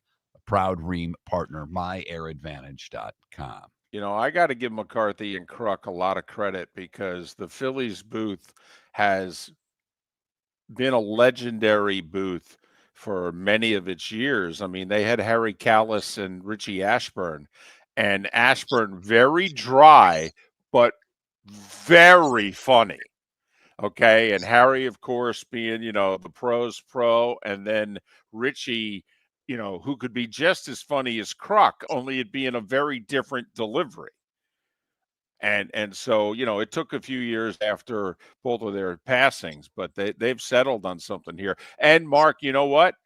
The booth is funnier when the team wins. Have you noticed that? No doubt. No doubt. But at that point last night, because Seattle, I think, came back in that game, it was a little one-sided at that point. I mean, it's a 6-bit game, I believe, when he throws that line out. They're just searching for Phil. You know that. Totally. Like doing a preseason game in the nation's capital in the second half. Right. Or the first half, for that matter. Absolutely. First half, by the way, took an hour and a half. Man, that was a long half. And then the second half took an hour and a minute. It was glorious. It was the greatest half of preseason football ever. In fact, I nominate the coolest thing I've seen today, Mark, brought to you by Air Advantage, myairadvantage.com, is the 10 minutes off the clock preseason football drive, which doesn't even lead to a score. It led to a punt. Best preseason drive ever, because you looked up and there was a minute to go in the third quarter and they're punting and there's 5:50 to go in the game. Oh my goodness. This is the greatest drive ever. Especially when you're just trying to get out of there. Oh, are you ever? And you're watching the people leave and you're like, there's not going to be any traffic. This is fantastic. Yeah, the difference between that might be for you. Oh. For you working in the booth, and you leave basically the minute the game's over, right? You're Right. out. When the game ends, you're done. You and Right. Joe's two spotters, get into your car, get into your hotel, getting out of Dodge. Right. We don't stick around. Don't care that they were with Rich Eisen, and we could talk about that. Rich Eisen hosting Sports Center last night. Okay. I wonder how many people listening right now are even aware of that. I guess if you watch the Monday night game, they probably hit you over the head with it a lot, but I knew he was hosting one. I didn't know it was last night. I didn't either. In fact, I don't remember us mentioning it until the fourth quarter. If we did, I missed it. I may not have been paying the best of attention last night, Mark. It's possible. It's possible. So, yeah, Rich Eisen doing Sports Center. He's going back to ESPN Radio here in a couple of weeks. Yep. So, hey, I know he did a little tribute to Stuart Scott. They were great partners for many years, had a great run on Sports Center. I like his radio show. He gets a lot of Hollywood guests and gets a lot of stories out of them. So more power to him. To me, the coolest thing, they did the old open. Okay, same musical theme, and Eisen did it the way they used to do it. Okay, that minute and 10 seconds, that was a trip down nostalgia lane when Sports Center was everything. After that, Eisen did, 10 seconds off the top. Okay, and then, you could move on. Okay, but that minute 70 seconds, it's out there. All right, for those of us, if you're over 40, find it. Download it. You're like, I'll be damned. This is when we didn't miss this show. This is how we found out what in the wide world of sports was going on, for goodness sakes. Now we got this X thing. We got this internet thing. What do we need this Sports Center thing for? YouTube provides the highlights for many people. There's no doubt that's how a lot of people access that. The rest of them join us at 6:38 every morning when David does the starting five. It's our morning sports page for you, in case you may have missed anything. But yeah, so for you getting out of there, preseason's a joy because everybody leaves early. Well, first So off, unless you get a blowout on Monday night during the regular season, you don't get that. And what is the key component to the glorious run that the NFL's been on? Most of the games are one-score games. So most of the time on Monday night, you're getting a game that's still competitive into the fourth quarter, so people don't leave. Then you're stuck in traffic after the game. So, yeah, preseason, that was probably a nice little run for you last night. and the place was half empty to begin with. Mark, here's the best part of it. And I know we're up against it time-wise, but the best part, there was no one in the suites. So they put out all that free food, and there was no one to eat it except us in the booth. Ho, ho, ho! Wait a minute. We all know, if you've listened to this show for any length of time, you will get a little uneasy in suites. Were you walking into unattended suites eating their food last night? Yes. Yes. Really? Yes. Mark, what would you like? Would you like sushi? Okay. Would you like some beef tips? But this All right. isn't a buffet at club level. You're talking about Oh. walking into suite 203 and grabbing food in their suite. Well, no, it's right outside the suite. Okay. But they make it for you. You walk out and you grab it. And there was no one in the suites next to us. They were cooking for us. For over 50 years, the Nolan family has been dedicated to protecting local families. Nolan Family Insurance is a second-generation independent agency that specializes in home, flood, auto, and boat insurance. They take the time needed to explain your coverage options and answer your questions so you can make an informed decision that's right for you. If you're looking for an agency that treats you like family, call 941-639-1122 or go to nolanagency.com. That's 941-639-1122 or NolanAgency.com. Defining a new era in Men's Health. Get stronger and healthier at Game Day Men's Health. With our in-house laboratory, get in, get treated, and get back to your passion and purpose. Call 239-427-3441 for our Bonita Springs or Naples location to set up your free testosterone test and consultation. Mention Miller Moulton Radio Show for a 10% discount on your service. Start living your best with Game Day Men's Health, Bonita Springs and Naples. Call 239-427-3441 today. With summer approaching, time to take care of your own house. So stop into the Floormeisters and see their huge in-stock selection of carpet. The Floormeisters has 100 rolls to choose from, starting at $2.99 a square foot for carpet, pad, and installation. Come in and ask for Dave and have him show you the Dream Weaver Select. Many styles and colors to choose from to fit everyone's taste. Floormeisters, 6281 Naples Boulevard in Naples, right next to Costco, or go to the web, floormeisters.com. American Paint Supplies, celebrating 30 years in Naples, is proud to be the exclusive Farrow & Ball dealer in Southwest Florida. The best thing to come from the UK since the Beatles, Farrow & Ball has the colors and paints at American Paint Supplies. See why all the designers and painters choose Farrow & Ball. For 30 years, American Paint Supplies provides the perfect pairing of service and expertise on 6100 Shirley Street in Naples off of Pine Ridge, or online at AmericanPaintSupplies.net. American Paint Supplies is your one-stop shop for all your coating needs. This is Miller and Moulton.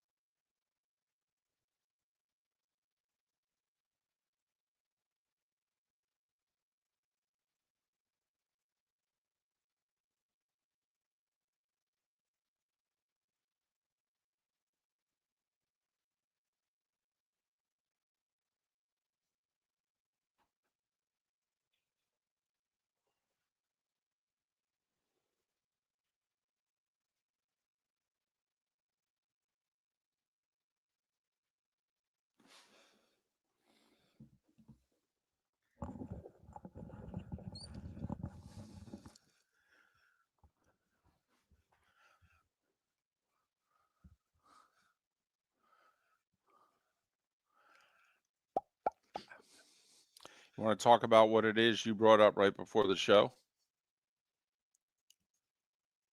Yeah.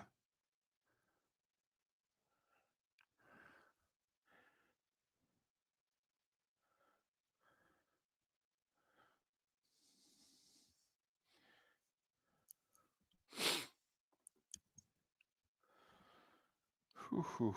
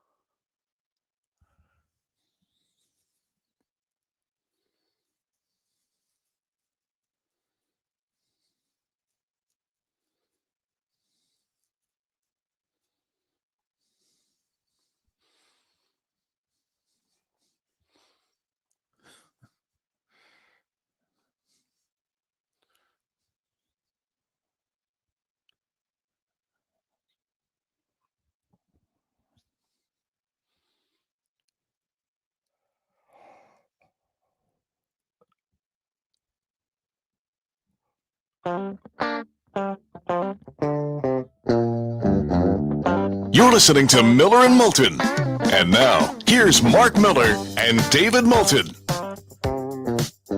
22 minutes until the top of the hour. That's when Seth Everett will join us. Adam Rittenberg in an hour to talk all things college football. David Samson in a little more than an hour here on Miller and Moulton, millerandmoulton.com, Miller_Moulton on X. Miller and Moulton brought to you in part by Shoeless Joe's Sports Cafe. It's where you should be holding your fantasy draft if you haven't already. Free private rooms, free Wi-Fi, food and drink specials. They've got food and drink specials throughout the week. On this Tuesday, they got a burger and fries on special for just $8. Check it out. Shoeless Joe's Sports Cafe in the Doubletree by Hilton. Bell Tower Shops, Fort Myers. Watch all your baseball and football at Shoeless Joe's, your home for good food, good times, and good sports. So Oklahoma looking to make even more money Okay. than they're getting from the Big Ten. And they're doing it while giving fans more access. Okay. You Apparently, meant the SEC, right? What's that? You said the Big Ten. You meant I'm sorry, the SEC. Yeah. Yeah. That's what happens when I try to type and talk at the same time. I understand. No. I just wanted, because people, they're quick to correct us on everything. So, I just wanted to make sure everybody knew. He meant the SEC. I meant the SEC. So Oklahoma looking for more money. Yes, they get a ton from the SEC. But apparently they are offering what they call Sooner Magic Memories. This is a program, David, created to give fans greater access this season. Huh. And what you are able to do is sit in on a post-game news conference. Okay. Get exclusive post-game media access for you and one guest to see where real-time reactions unfold. Hear OU coaches and players address reporters moments after the final whistle. Watch the story take shape through the questions, the insights, and the atmosphere that set the headlines. Would you pay for that? I'm serious. Would you pay? You're a diehard fan, and it's tough for you and I because you and I are members of the media, I guess. I don't attend a lot of I can't tell you the last game I attended as a member of the media. I've attended games as a fan. I've had a ticket. But I don't even attempt to attend games as a media member. I've thought about it this year of maybe doing a Dolphins game because I'd like to say hi to Chris Perkins face to face and say thank you for all you provide this show. Right. More for that than anything to do with media access for the Dolphins. Got it. Okay. So obviously, you and I have been fortunate. I'm still a working member of the media, so to speak. And yes, 40 years of being in locker rooms. But when I was a fan and just a fan, would I pay for access to Now, it's not the locker room. No, It's it's the post-game presser. Right. So that's the table and the podium and the signage behind them. Yeah, sure. And it's me and a friend. You and a guest, yes. Right. If you want to do it, it's already been sold $100 for the Oklahoma-Illinois State opener. Huh. That one went for $461.61. Don't ask me why there's 61 cents on it, because I have no idea. Now, does that come with a ticket to the game? No. Are you No. sure? Yes. Oh, well, I'm just asking. I mean, because first off, that seems like an awful lot of money to just attend the post-game presser. And I thought, I keep seeing things like tickets. So it's not tickets to the game. It's just tickets to walk in the door. It's basically you're David, paying for your press pass. I've read this article and I've read 2 other articles on it. I've seen nowhere where this includes tickets. This is to go to the post-game press conference. Wow. I am assuming, and I may be wrong, and it wouldn't be the first time, that you already have to have tickets. Now, other things, other offerings include pregame photos on the 50-yard line that apparently you can buy, a high-five tunnel, game ball delivery, and halftime field access. Now, I have to be brutally honest, because apparently for the Oklahoma-Michigan game, they're getting $700 for 2 people to sit in the postgame presser. For the SEC opener against Auburn, it's just a little shy of $600.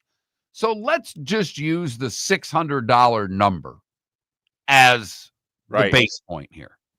They play 7 home games. Does Oklahoma really need $4,200 that badly? I'm serious. This isn't revenue. It's a multi-million-dollar business. And they're treating this like it's a minor league baseball game. That doesn't even pay a week's salary of a D-back at Oklahoma State. Do they get to ask questions? It does not say in here. Because I don't believe if you have they exclusive post-game media access, I don't know how you couldn't try to ask a question.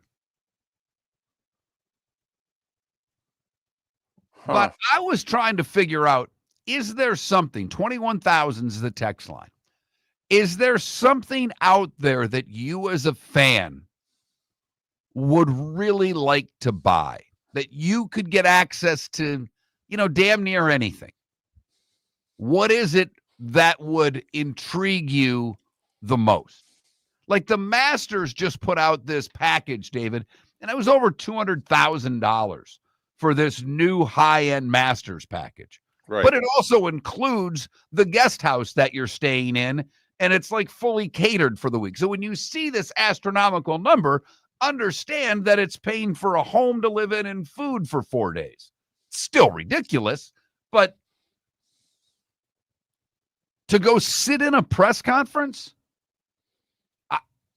would you as fans out there want to do that? All right. If I could ask a question, and it's not just because I was a young kid wanting to be in the media, but I know a lot of fans that would pay money if they could ask a post-game question. I can't imagine they would allow these fans to ask a question, though. Now, if I was Brent Venables, I would call on them. And I'm being serious. I am not just trying to have fun with this. If I was Venables, first off, I think you'd get amazingly good press. And the post-game shows and the call-ins would love you for the fact that you thought enough of the fan who thought enough of Oklahoma football to pay $400, $600, $700, however much it was, to attend this thing. And then Venables says, listen, I know what Charlie here from the Gazette's going to ask. Okay, I can get to Charlie anytime. Hey, you over there on the side, what's your name? Harry? What's your buddy's name? Okay, Tom? Hey, Harry and Tom, where are you from? Oh, cool. Been a fan a long time? Yeah, sure. All right, you watch the game. What do you want to ask me? Oh, my goodness. I think Venables would get amazing press You might if be he right. did it. And it was questioned right away as they're doing this for access, not for revenue. No, they're doing this for revenue. The program is part of a broader trend of college sports programs seeking new ways to generate revenue and increase fan engagement. But don't think that this is about the fans. This is about how to get everything they can get Right. out of the fans. I was just trying to make a few thousand extra bucks. Yeah. I'm curious, how many of these tickets do they sell? Like, is it just? It's just one, I think it's one per game. Like, Oh, wow. So you Okay. get one shot at this. Okay. That's why the cost is getting up to where it is. I don't know what they start the bidding at, but it looks like it's auctioned off. Okay. If I was an Oklahoma Sooners fan, I would say to the athletic department, listen, I might pay the price, but I get a question. No. Come on. $700. I don't get to ask them a question. Really? Come on. $700. I don't get to ask one question. Come on now. I'll give you the $700, but I get a question. Win, lose, or draw. And obviously there's no more draws. Win or lose, $700, I get a question. Gentleman says, I would never pay for this. Another guy says, I'd pay to win. That's it. So this person says that the Gators have been doing this for a while. They call it swamp moments. Never seen the press room offering. When asking what it is you'd pay for, someone says access to Butler Cabin. I'd pay for that. Okay. I mean, that's legit. Not as big as you think. Okay. I understand, but just the pictures and to walk around know, and to be able to see it, I get where people are coming from there. I'm just saying, I had a quick experience in it. It's not as big as you think. Okay. And they'd never sell you that. Never. In my opinion, I don't think they'd ever put it up for sale. But that's why if I were you and they did, I'd be all over it. Yes. So what is it that you would want access to that you'd pay money for? Use Moulton's money. If you've paid any attention to this show over the last 3 or 4 days, if David had money, he'd blow it. Totally. Hey, 2 caddies, 8 caddies, it doesn't matter. Totally. That's right. Scheffler's regular caddy, who's got a family situation going on, I'd give him his share of the BMW, and I'd give Charlie Kirk's caddy there, or Christian Kirk, or whatever it is. Anyway, number 51, he was on the bag. He didn't do much of anything. I did all the yardages and all the putts. He attended a couple pins. But yes, I'd give him the 10% too. And yes, I'm paying for your fan experience here, whichever it is you want. I won the Powerball. I'm paying for it. So there. Yeah. Someone did ask, as you brought up the Rich Eisen Sports Center, which I did watch during the break. It was fine. You're right. It was nostalgic. Nice minute and a half. Right. Someone texted in, who is Rich Eisen? There you go. That's what we're talking about. Making me feel even older today. That's what we're talking about. Miller and Moulton. What the hell are they talking about? That's right.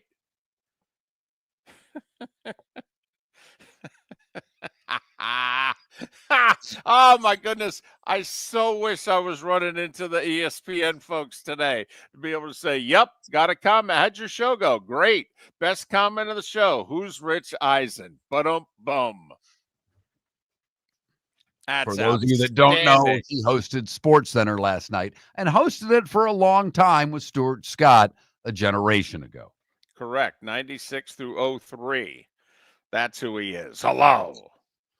Love it. That's outstanding.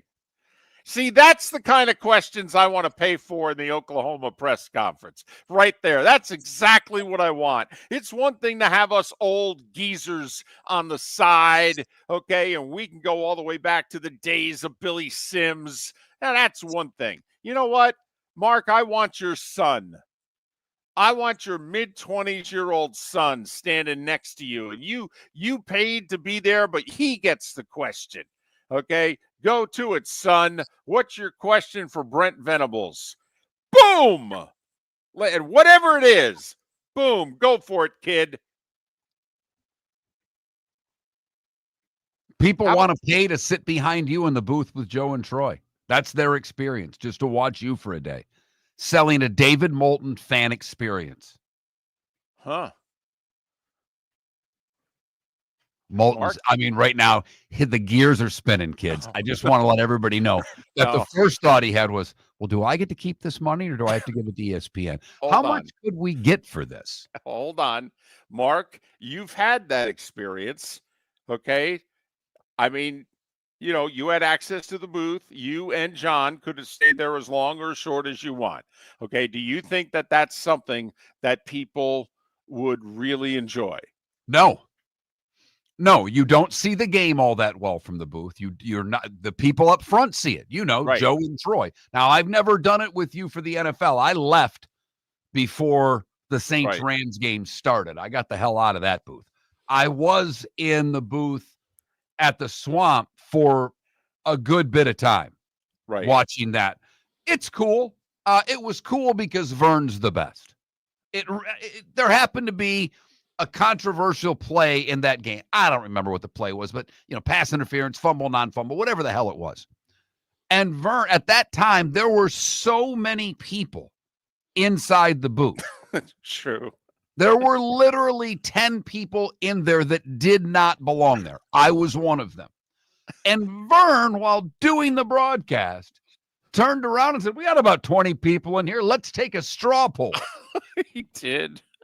And I called my son after the game, and I'd been long divorced from his mother. And his mother, I can hear in the background, were you one of the 20 people in the back? I'm like, yes, indeed I was. Yes, indeed I was. And that pissed her off because she thought she should have been one of the 20.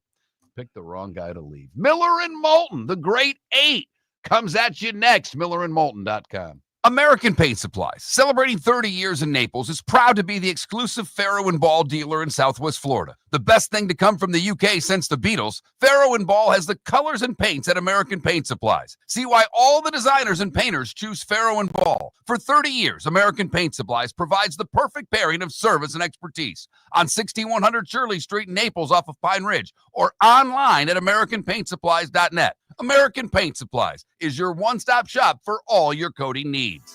Whether you're chasing peak performance, reigniting intimacy, or simply want to feel your best, Game Day Men's Health creates customized game plans to optimize your health. Call 239-427-3441 for our Bonita Springs and Naples location to set up your free testosterone test and consultation. Mention Miller Moulton Radio Show for 10% off your service. Find your maximum self with Game Day Men's Health, Bonita Springs and Naples, Florida. Call 239-427-3441 today. Southwest Florida's scorching heat is on its way. Stay cool with Air Advantage. As a proud Ream Pro partner, Air Advantage delivers top-notch air conditioning solutions to keep you cool and comfortable. Right now, enjoy 18 months, no interest, no payments on qualifying systems. Call 433-4635 today for expert installation and unbeatable comfort all summer long. Online at myairadvantage.com. Air Advantage. Call today, 433-4635. With summer approaching, time to take care of your own house. So stop into the Floor Meisters and see their huge in-stock selection of carpet. The Floor Meisters has 100 rolls to choose from, starting at $2.99 a square foot for carpet, pad, and installation. Come in and ask for Dave and have him show you the Dream Weaver Select. Many styles and colors to choose from to fit everyone's taste. Floor Meisters, 6281 Naples Boulevard in Naples, right next to Costco, or go to the web, floormeisters.com. Honey, you want to come out? I haven't seen you since Glass Doctor installed our custom shower enclosure. No thanks. Well, you can't keep eating breakfast in the shower, and laminating your magazines is getting expensive. You remember we have guests coming over tonight, right? Oh, I'm sure they'd love to see the shower. It's our neighbors, and I highly doubt they want to be hanging out in our bathroom. The shower's so good, you'll never want to leave. Visit glassdoctor.com today and schedule an appointment online. Mark Miller for Sleep Treatment Direct. They are helping me with sleep apnea. And by helping me, I mean curing me. No more CPAP machine. No more snoring. No more tossing. No more waking up exhausted. Their expert team got me the right treatment, fast and hassle-free. If you want to feel energized and get rid of your snoring, call Sleep Treatment Direct today. 444-1741. That's 239-444-1741. Sleep Treatment Direct. Sleep safe and This sound. is Miller and Moulton.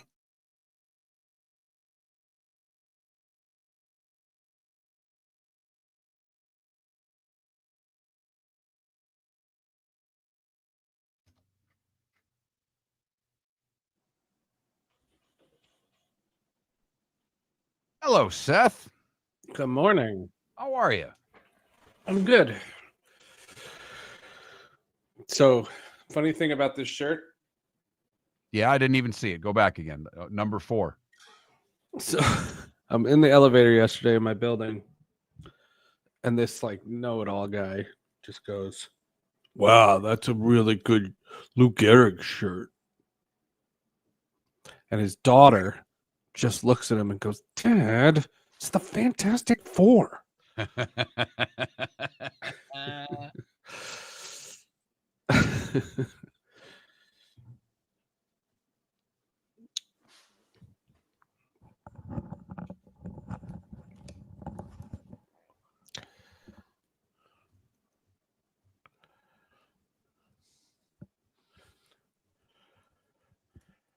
What's up? Morning, buddy. Good. Two things. Let's do radical realignment. You know that I talked about that with you guys 10 years ago. 10 effing years ago. You have just stop. You have no idea how funny what you just said is, just amongst the two of us. Okay. Why? You don't know, but you will find out coming up in about 3 to 4 minutes. So this was already. No, we didn't plan it, but it's. No. I mean, boy, nothing really excites me Here more. we go. Than radical. Here we go. Holy blank! Could we figure out who the 2 expansion teams are before everybody realigns this flipping sport? Come on now. And then in my Facebook memories, I got from 2011. So that's 23 years ago. Memories. Or 2014 or 15? 14 years ago. 14? Oh, sorry, 14. Sorry. 14. Hello. Guy wrote to me and said, 2 wild card teams, 1 game playoff, the best baseball idea you've had. 14 years ago. And you got that today? No, it was a Facebook memory.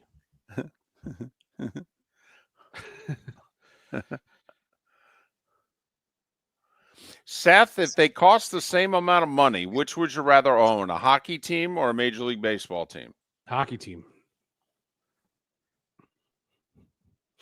I don't know how you... Because you like the sport? Better return on the investment. You really believe so? Yeah. You think you'd make more on a hockey team than a Major League Baseball team? I mean, you look at some of these baseball teams, they're hemorrhaging money.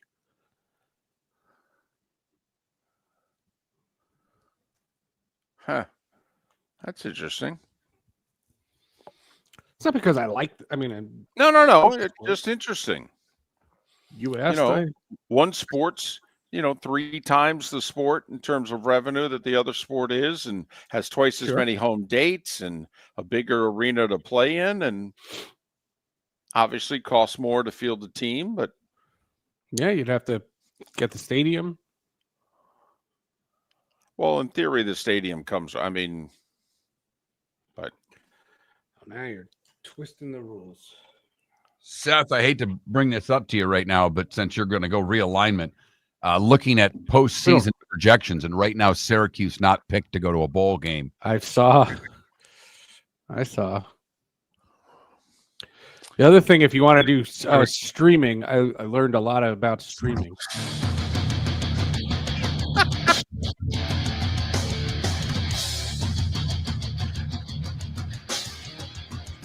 You're listening to Miller and Moulton, coming at you from the Floormeister Studios. Floormeisters, keeping it real. And now, here's Mark Miller and David Moulton. We are halfway home on this Tuesday, at least in the 239 and the 904. It's the final hour of the show. Lake City, Live Oak, and surrounding areas, Port Charlotte, Venice, and surrounding areas. Big announcement on Miller and Moulton tomorrow, by the way. Miller and Moulton, millerandmoulton.com, Miller_Moulton on X. Normally, Pat Kerwin joins us at this day and time. He's at Jets training camp. We needed a pinch hitter, and who better than our guest of nearly 20 years, Seth Everett. Sports with Friends, Hall of Justice. Follow him on X at Seth_Everett, Seth_Everett. Top of the morning to you, buddy. You said something interesting as we were coming out. I'm the Randy Velarde of this group. Let's see. And we just got somebody to text us to say, who is Rich Eisen? And you drop a Randy Velarde reference? Wayne Tollison. Oh, which one? Stop, where stop are we it. going? Jose Aquindo. Stop it. Okay. I could do this all day. I know the two of you could. And I think I'd rather listen to that than what the two of you want to discuss. No. I'm not going there first. Okay. You said something so broad that I want to address it. You said, hey, I learned a lot about streaming yesterday. You did. You can do it on your phone. Is that what you figured out? I was going to say, I thought that was like one of the reasons why we had you on the show all these years. I thought you had learned this years ago. What did you learn? I learned something new. I learned something new. I learned, I did some research on Fubo. And, Fubo theoretically is another one of these live stream things. And I don't need them. I don't watch them. I dropped Hulu Live, and I found in this day and age, and this is something I'm going to be discussing on the podcast, just let's use my teams as an example. There are about 6 Arsenal games and 3 Syracuse football games that are on linear TV only, and I have no access to them without this live thing. The Syracuse and the ACC are on the CW. Right. And Arsenal, when they have games on NBC or Peacock, but they put a handful of games on the USA Network. So with no access to the USA Network or the CW, I couldn't watch these teams. And I was doing some research. And when I found Fubo, the cost was, I said, I don't need to pay all of this. But then I found out it has my New Jersey Devils. So that's minus 30 from I don't have to get the Gotham app anymore. The Red Zone, that's $15. That's one less purchase I have to make. And so Fubo, for me, I did the math, cost me about $20. That's perfect. That's beating the system. And remember what we said was, to me, the way to do this in the future is to be smarter than the average customer. And with this ESPN app, which is shiny and new, that's coming out, in 3 days or 2 days? I don't even know what day it is. I don't today. know. They pumped it last night a couple times. My point being is you don't need to have that when you can find things that exist. And that's the bottom line. And that's the bottom line. Sounds like he's coming out of the movie Cocktail right there. I was going to say, Mark, that sounds like a segment that we could help market. Seth Everett, and now that's the bottom line. Seth, I know that you're right about what you're saying, and I think we've kind of touched on this before. What the streaming services are hoping for is the same thing, and I used the counter as the gym membership. They're hoping that that the consumer, not you, but that the consumer isn't going to be smart enough to pay attention. Correct. Because I just realized, because I got dinged a couple of days ago for Netflix, and I'm like, damn, that was $12 not too long ago. They're clipping me for $20 a month. Yeah. Am I watching enough to justify that payment? 100%. 100%. And I think that the thing for me, what I was looking at, I did not think that the Devils were up. The Devils are $30 a month, and I hate it, but that's what I was paying for it. And if you can throw that into this, you sweeten the pot. And the reason I was dropping Hulu Live was because I don't watch it. But Fubo seems to have the deal. And I remember covering Fubo when they were suing the YouTube TV and all these different things. And I covered it, but I never understood the thing. I thought it was like another one of these schlocky apps. And it turns out that you should open your eyes and just look for the best deal. And if you can combine the Red Zone and My Devils and Arsenal and Syracuse, yeah, that's money well spent. Oh, by the way, word of the day is schlocky. Let's go to the phones. To much of Mark Miller's chagrin, this has not come from me. I swear, I promise. Mark will back me up on that. Fantastic Four is better than Superman. Seth Everett said right before the start of the segment, I want to talk about geographic realignment. I swear he did.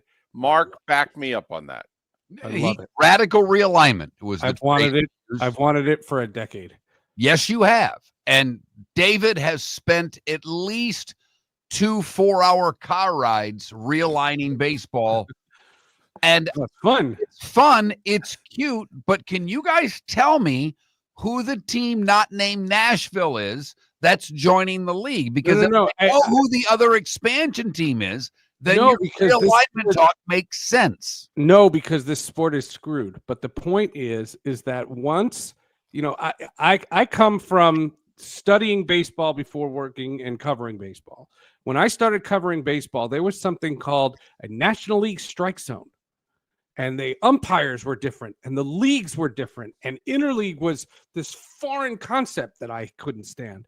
And this idea of the American and the National League, they were so different. You have homogenized this sport to such the extent, give me a division where the Mets, the Yankees, the Red Sox, and the Phillies can all be in the same division. And that could reinvigorate my interest in this sport. That's exactly what you need. Put the Cubs and White Sox and don't make it an interleague special players weekend, whatever gimmick. Do me a favor. Make this like the old Patrick division in hockey.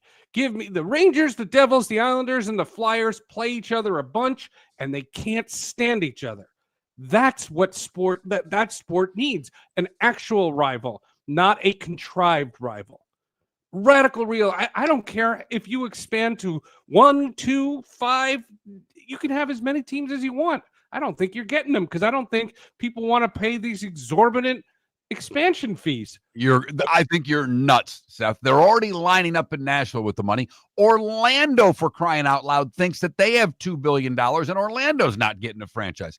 Trust me, there's 2 rich people out there willing to throw big money down to get a baseball team. And I'm just trying to figure out whether it waters down the product. It's fine. If you want to expand, that's fine. My point is that this antiquated American and National League, they used to have American and National League presidents. Yes. And this idea that they have homogenized the sport to create one Major League Baseball, then have the right to have the divisions based on something other than some phony league. Okay. So then do we have to have an Eastern or Western Conference? Okay. Well, Manfred said the right thing. He said what you could do is for a national television deal is have East Coast. You could even have an East Coast night where the game starts at 7. You could have a West Coast night where the game starts at 10. And you're not going to have the Atlanta Braves playing the Dodgers at 11:30 at night in the first round of the playoffs. I do think that's the first thing you've said, or that he said, that part of it to me actually makes the most sense. The realignment, whatever, do whatever you're going to do. Your point is on point, that it is homogenized, that it's not the same thing. I mean, not only are the umpires, calling different zones, they wore the outward chest protector in the American League and they wore it under the shirt of the National League. I mean, they dress differently, for crying out loud. But from what of all the things you said, to have an Eastern Conference and a Western Conference for the early rounds of the playoffs, that actually makes the most sense. But geographically, most of the teams are east of the Mississippi. And it shouldn't have to be tied to expansion. It doesn't need to be. That's a self-imposed rule. You can do Well, it. I think it's because they feel it's easier to do 4-team divisions. Okay, and obviously 32 you divvy up as opposed to 30 divvying up, and then you have to divvy it up as 5-team divisions. But my only thing is I don't want it where there's no line of demarcation. I don't want 2 American League teams playing in a World Series, if you know what I mean. I don't want it where the Yankees and Red Sox can play in the World Series. And I would say the same thing about the National League. Okay. I don't But want they couldn't because they'd be in the Eastern Conference. Well, I guess. Okay. You could have the Yankees play the Mariners. That'll be interesting to me. If this actually happens, will baseball fan be okay with 2 teams that we have looked at as being from the same league playing in the World Series? The old leagues, right? The traditional fan, because baseball's fans are skewing older. Let's see. I think that this is the only way this sport can be solvent, and you still get my fantasy matchup of the Cleveland Guardians taking on the Colorado Rockies and a blizzard wiping out both cities. I still get that. It's still not as Eastern and Western as you, by saying that you think that there's this big split from a geography standpoint. St. Louis, Cincinnati, these teams are going to be out west. They're the Milwaukee Brewers. I mean, there are going to be teams that are barely in the right, like Detroit Red Wings used to be. Right. All right, we got a minute. Sports with Friends, Hall of Justice. Go. Sports with Friends, Mike McCarthy from Front Office Sports. He's done so much of sports business stuff. He's had to reschedule twice, so I hope that he's the podcast tomorrow. And then for Hall of Justice, Star Wars Tales of the Underground. It was the other show that was released this summer when Andor was captivating everybody. They released this other thing, Tales of the Underground, and we've had to spread it out. So this is the payoff to review Star Wars Tales of the Underground. And that's in 2 days. Will Superman make money or no? It made money. Didn't make that much money, but it made money. Okay. I mean, $600 million at the box office just doesn't go as far as it used to. Well, he gets his butt kicked a lot. Seth Everett, Sports with Friends, Hall of Justice. Follow him on X at Seth_Everett. Southwest Florida's scorching heat is on its way. Stay cool with Air Advantage. As a proud Rheem Pro partner, Air Advantage delivers top-notch air conditioning solutions to keep you cool and comfortable. Right now, enjoy 18 months, no interest, no payments on qualifying systems. Call 433-4635 today for expert installation and unbeatable comfort all summer long. Online at myairadvantage.com. Air Advantage. Call today, 433-4635. Defining a new era in men's health. Get stronger and healthier at Game Day Men's Health. With our in-house laboratory, get in, get treated, and get back to your passion and purpose. Call 239-427-3441 for our Bonita Springs or Naples location to set up your free testosterone test and consultation. Mention Miller Moulton Radio Show for a 10% discount on your service. Start living your best with Game Day Men's Health, Bonita Springs and Naples. Call 239-427-3441 today. American Paint Supplies, for nearly 30 years, is your one-stop shop for all your coating needs. If you are a designer, a contractor, a professional painter, or a weekend warrior, American Paint Supplies is the place where experts go to get expert solutions. At 6100 Shirley Street in Naples off of Pine Ridge, American Paint Supplies delivers the best solutions with the best products with the best support. Meet Gene and his team today at American Paint Supplies. Call 239-566-2700. That's 566-2700 or online at AmericanPaintSupplies.net. With summer approaching, time to take care of your own house. So stop into the Floor Meisters and see their huge in-stock selection of carpet. The Floor Meisters has 100 rolls to choose from, starting at $2.99 a square foot for carpet, pad, and installation. Come in and ask for Dave and have him show you the Dream Weaver Select. Many styles and colors to choose from to fit everyone's taste. Floor Meisters, 6281 Naples Boulevard in Naples, right next to Costco, or go to the web, floormeisters.com. This is Miller and Moulton.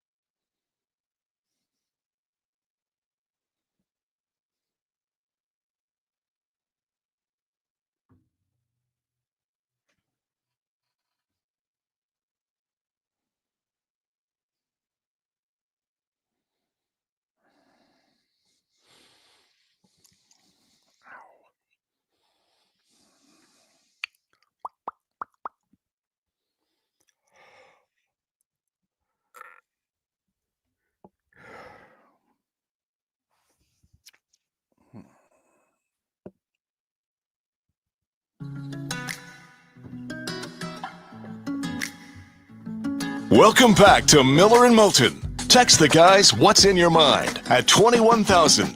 That's 21000. And now, here's David Moulton. 21 minutes past the hour on this Tuesday, but it's National Potato Day. And we have got a fun poll question. How do you like your potatoes? Lots of votes. French fries winning. Nearly 36% of the vote. The baked potato getting 30% of the vote. And the au gratin scalloped area, they're similar, is beating mashed by a mere percentage point. I am shocked that mashed is last right now. Shocked. I know it could not end that way. The voting's been volatile. But I am surprised, Mark, that our beloved baked potato is doing as well as it is. Do love me a good baked potato. Me too. Love watching it hot, the butter just melting right in, seeping in, finding all the crevices so that there's not a single bite that's not going to have butter on it. Or for those that like sour cream or whatever. Outstanding. Are you just butter, David? I'm just butter. Just butter. Just butter. No chives, no sour cream, no salt, pepper, nope. Butter. Just butter. Miller _Moulton, that Mark Miller, the David Moulton on X to vote. So yesterday, and I know with Adam Rittenberg, we'll get into the college football playoff here in a moment, but I did read an article yesterday, and I'm curious what your thoughts of this proposal are. Okay. Someone just said, look at FCS. Just do what they're doing. 24 teams. There are 10 conferences at that level. Every conference champion gets a bid. Mm-hmm. And then there are 14 at-large bids that are done by a committee. What if we did that? What if every conference champion got in?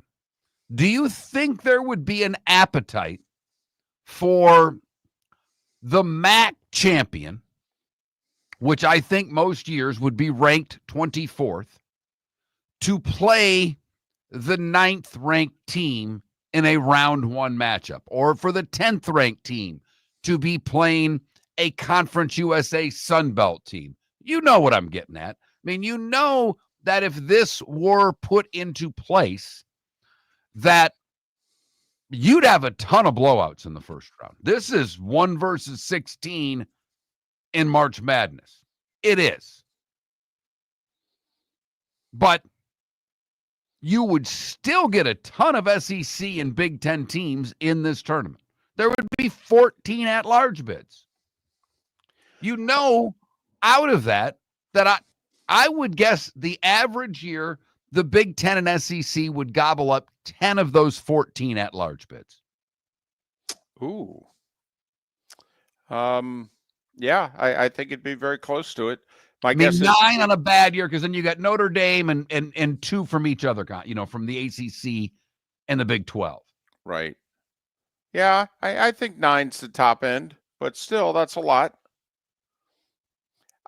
Here's my question. Remember, it's a TV show. And second to that is, will people buy tickets and go to the games in early December? So you tell me, 9 plays 24. Tennessee is hosting Akron. Will they fill Neyland? I think so. If the Gators are playing Troy, you don't think the Swamp's full for that game in December? I do. I don't know. Okay, I don't know.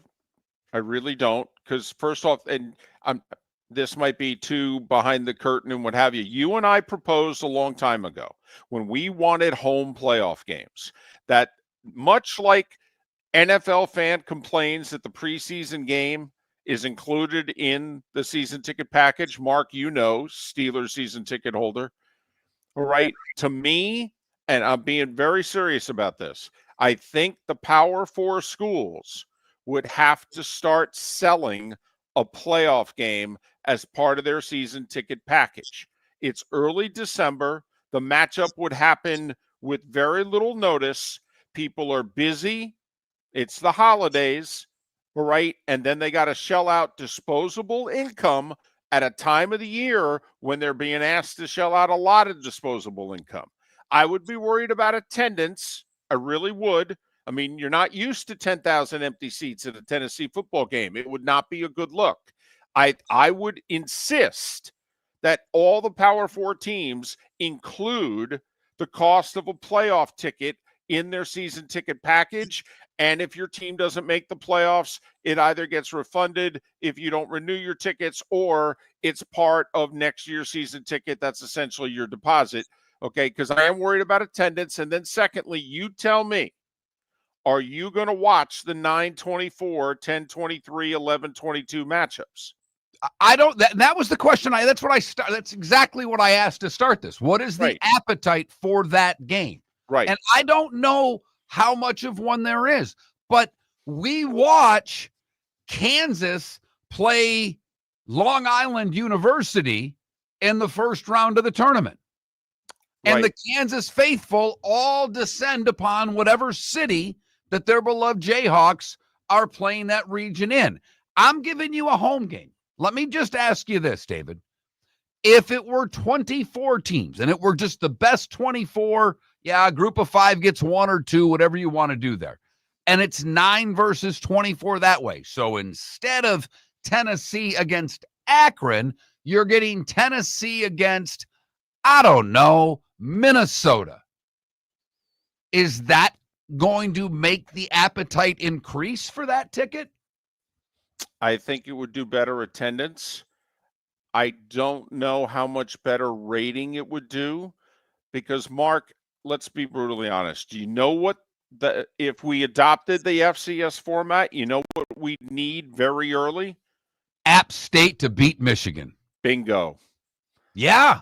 That's exactly what it would need. Minnesota beating Tennessee, I don't know if that moves the needle that every year we've got to watch 9 versus 24. But the minute a MAC team, a Conference USA team, a Sun Belt team takes down a team from the Big Ten or the SEC, well, then it's game on. Now, listen, you know me. I'm all in on this. It's exactly what I want. Okay, I want little guy to get a shot. Now, granted, they don't get a shot on a neutral field. And the only thing that I would question when you said the Kansas fan shows up in earnest to watch the first-round game against FIU, it's because they're convinced they're going to win and they're there really for the second-round game. Okay, but I know what you're saying. I would do it. All right, I would do it. I would roll the dice. The other reason also is that I think – to me, I'm tired. I don't want Coke and Pepsi and nothing else. If it ends up at the end from the quarterfinals, semifinals, and finals, all we have is Coke and Pepsi, which is SEC Big Ten, okay. But no, I want as many other conferences and schools represented. I do. You want a Mr. Pibb. You want a Royal Crown Cola. You're damn right I do. Yes, I do. And you know what? I want black cherry soda to get a shot. Okay? I want the Black Knights Army every now and then to get a shot. You're damn right I do. You prepare for this offense with a week to prepare for it. Good luck. Yes. Yes, I do.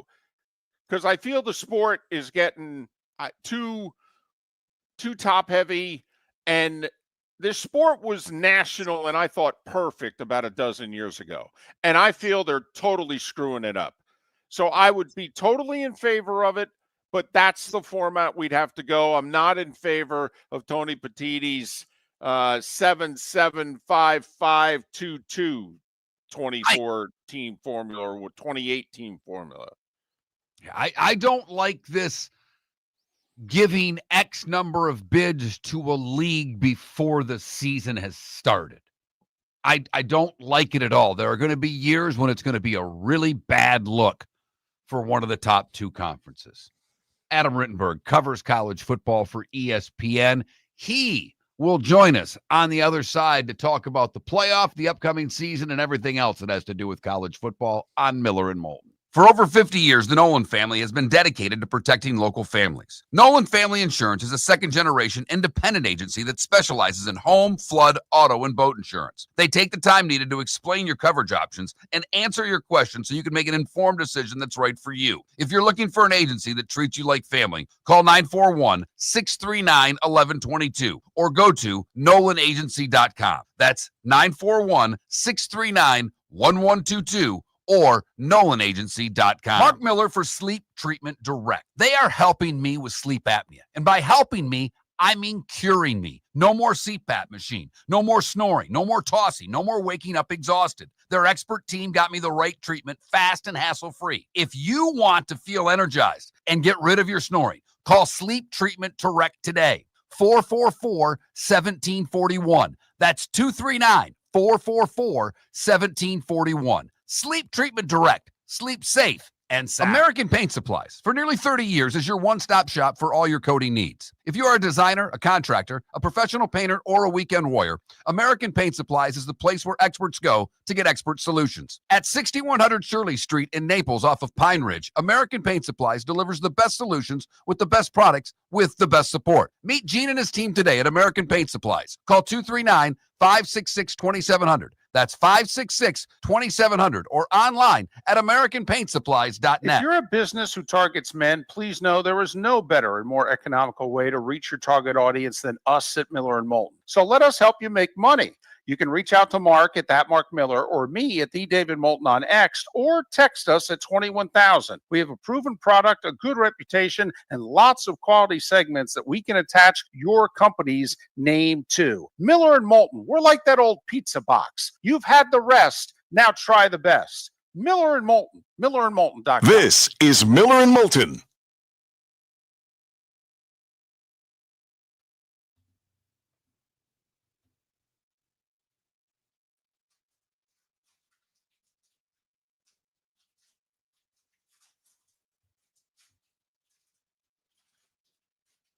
And for the record, I know what was going on in there in the chat room. I am a huge fan of the skin. The best part might be the best part of the baked potato, if done right.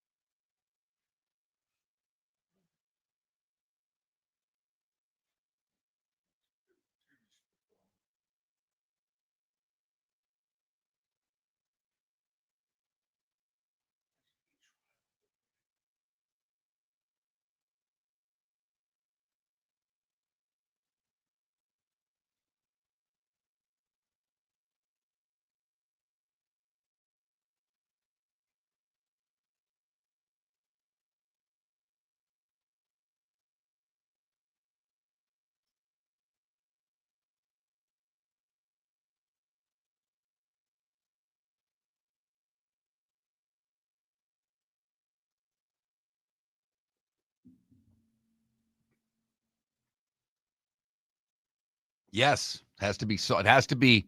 You got to wash your potato. Then, after it's completely dry, you rub it in olive oil and get lots of salt on it and bake it that way.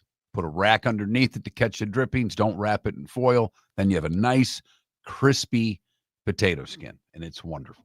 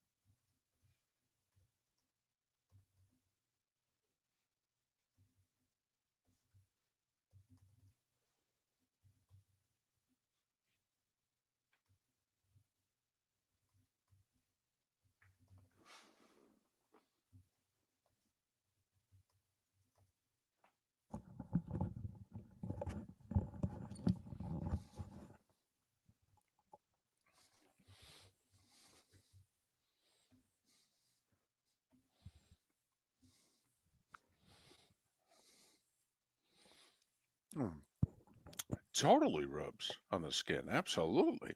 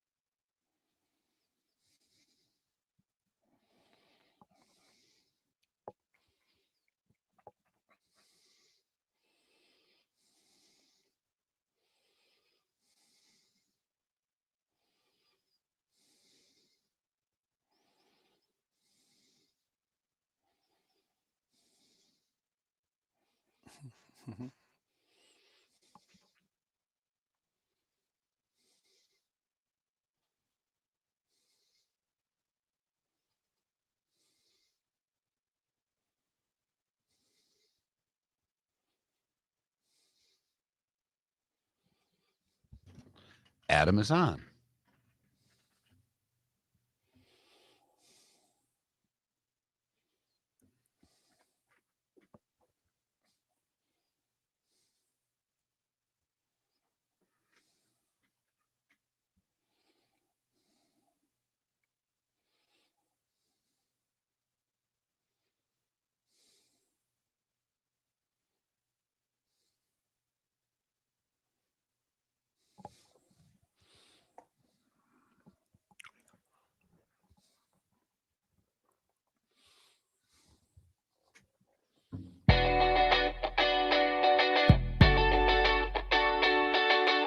You're listening to Miller and Moulton. And now, here's Mark Miller and David Moulton. 22 minutes until the top of the hour. David Samson to join us then here on Miller and Moulton, millerandmoulton.com, Miller_Moulton on X. Our poll question today, it's National Potato Day. We took the breakfast potatoes off the table, so to speak. It's only lunch and dinner potatoes. Which one do you like best?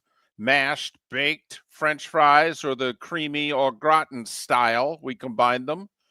All right, vote accordingly. Adam Rittenberg will get his vote in a moment. He covers college football, writes about it, talks about it, ESPN, ESPN.com. He also talks about it on SiriusXM's college channel, channel 84. You can follow Adam on X at ESPN Rittenberg, Rittenberg. Adam, it's David and Mark. Good morning. Thanks for doing this. How are you? Good morning, guys. Doing great. We're game week, so it's even better. But hope you guys are doing well. Yes, Farmageddon is upon us. I have been trying to sell my co-host on this game for the better part of a month because I think the two teams playing in Dublin both have a shot at the Big 12 title, which means they both have a shot at the playoff. That division is that the most wide open division of the Power Four? Absolutely, and there's certainly a conversation to have about who can win the national championship, and I don't know if any Big 12 teams can, but in terms of what's the most fun league, unpredictable, parity, great quarterback play, a lot of great coaching, the Big 12 is right up there, and it begins this week.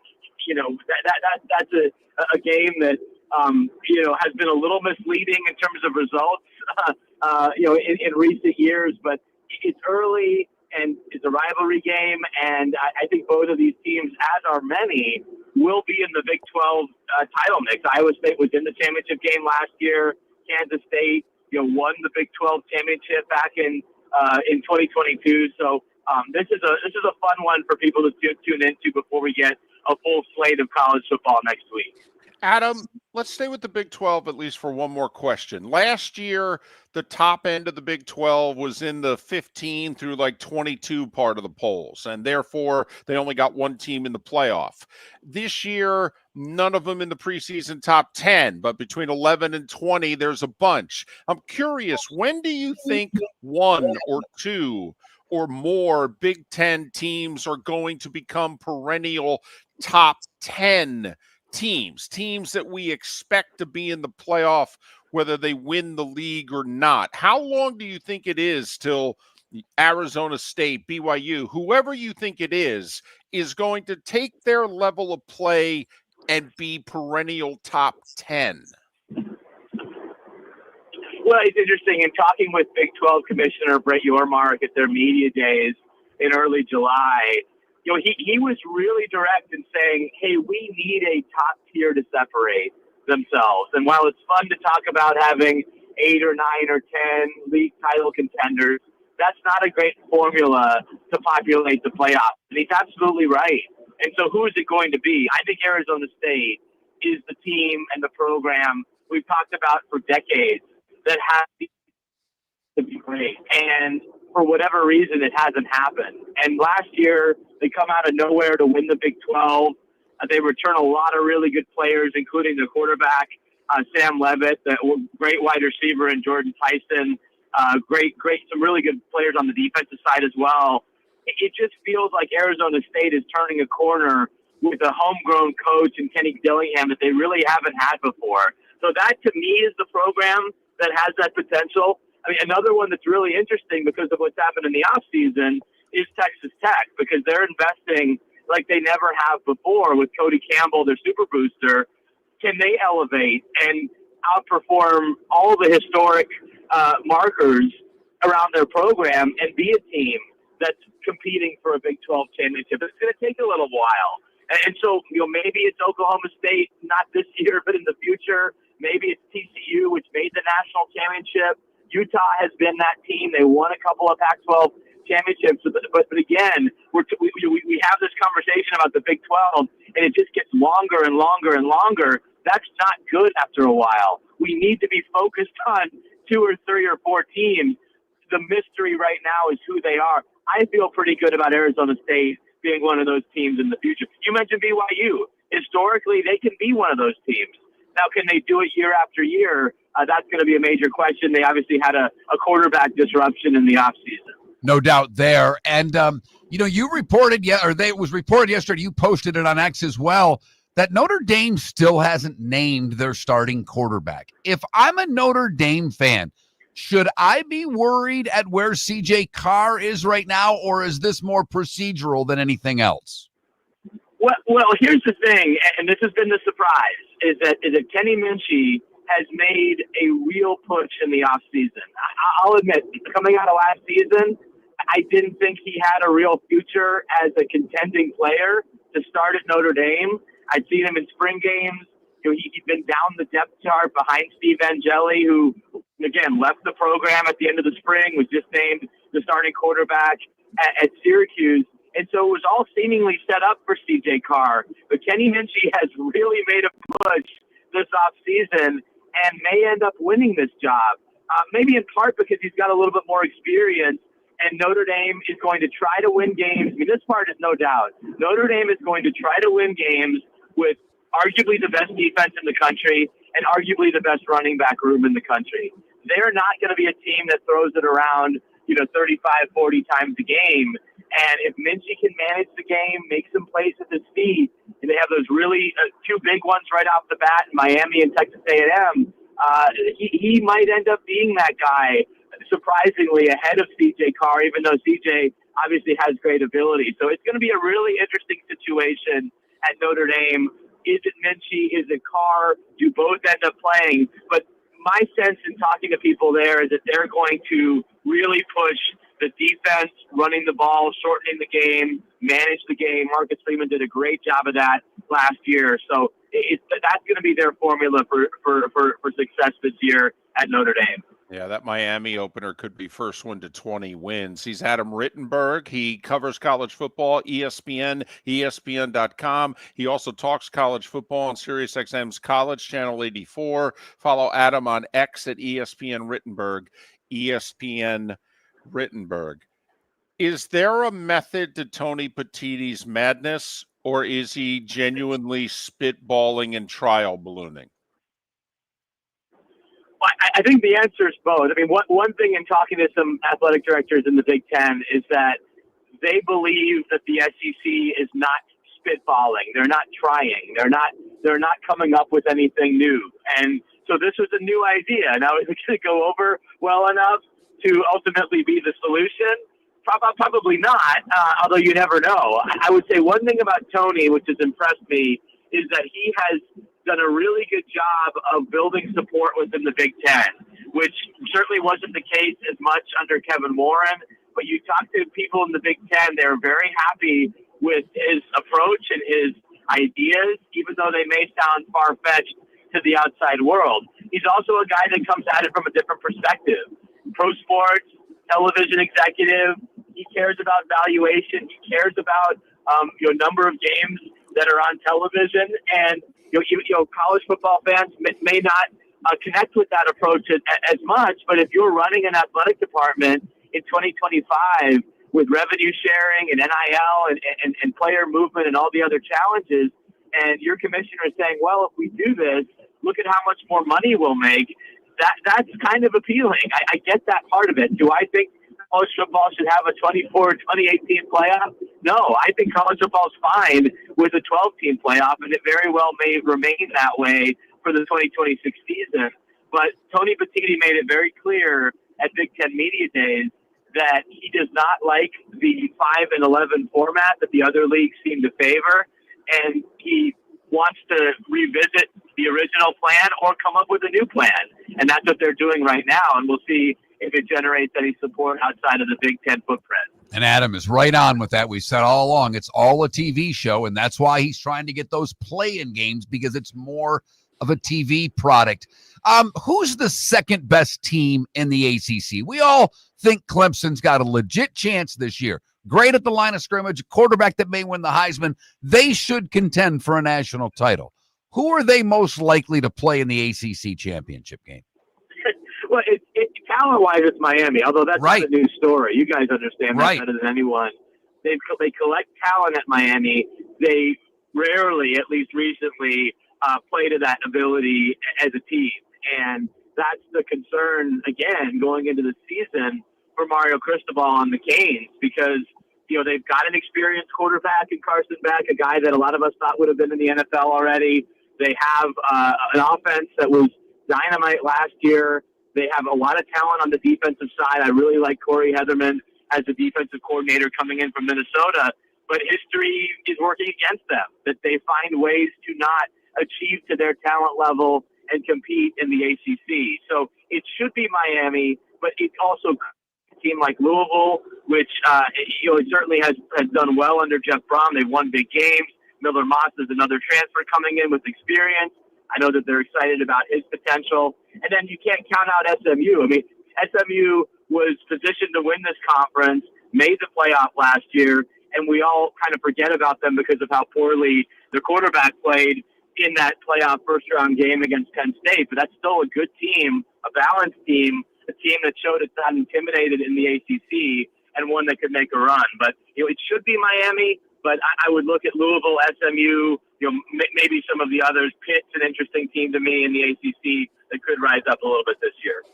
All right, take Arch off the table. There are a lot of top 15 programs with very inexperienced quarterbacks.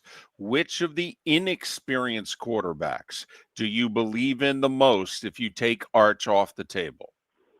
Okay, I was going to say that's the big qualifier. So, going through it, I think Julian Sand, even though maybe he didn't win this job as quickly as Ohio State fans expected him to, look at the talent he will be throwing the ball to. He does not have to be the driving factor in that offensive success when you have Jeremiah Smith, the best player in college football, the best young wide receiver that I can remember in covering the sport. There's been a lot of really good ones. And then you get Carnell Tate, who would probably be number one at 95% of the other programs at receiver. And then Max Clare, a transfer from Purdue, in talking to coaches that wanted him, that have scouted him, they believe he's a NFL first-round draft pick type talent. So Julian Sand doesn't have to do that much, and he's set up to succeed, even though there's some questions at offensive line, some questions at running back. So that's probably where I would lean. But interested to see how some of the other young players do. Even a guy that I'm really excited about, who did play a little bit last year at the end of the year, is Washington's Damon Williams Jr. Played against Oregon, played against Louisville in the bowl game, very accurate, athletic guy, but a guy that will stay in the pocket and make the tough throws. He's one to watch if you're looking for a sleeper, superstar type quarterback. And talking to some guys out there last week, they're really excited about his development. It's hard when most of the conference is ranked, but is there such thing as an underrated team in the SEC this year? Sorry, you broke up. What was the start of that question? They're all ranked, I get it, but is there such thing as an underrated team in the SEC this year? Yeah, it's interesting. I mean, Tennessee really interests me because they made the playoff last year. They made the playoff. I wouldn't say in spite of Nico Imaliava, but he wasn't the main reason that they made the playoff. So yeah, he's gone, and that's a jarring type loss for the Vols. But if they can continue on their trajectory defensively, if they can find some playmakers on offense to help Joey Aguilar as their quarterback, they may be a team that's a little bit undervalued. Florida's fascinating because they ended last season playing at such a high level. They have talent. Coaches really like their young running back in Baugh, and we know that when DJ Lagway is healthy, and that's a big question mark. He's one of the more high ceiling type quarterbacks in the country. Now, can they follow that up with another tough schedule and not start off slow and start off fast, build off of that finish from last year? That's a really interesting team to me going into the season. Adam Rittenberg. He covers college football, ESPN, ESPN.com, and he talks it on the SiriusXM College channel, channel 84. You can follow Adam on X at ESPN Rittenberg, ESPN Rittenberg,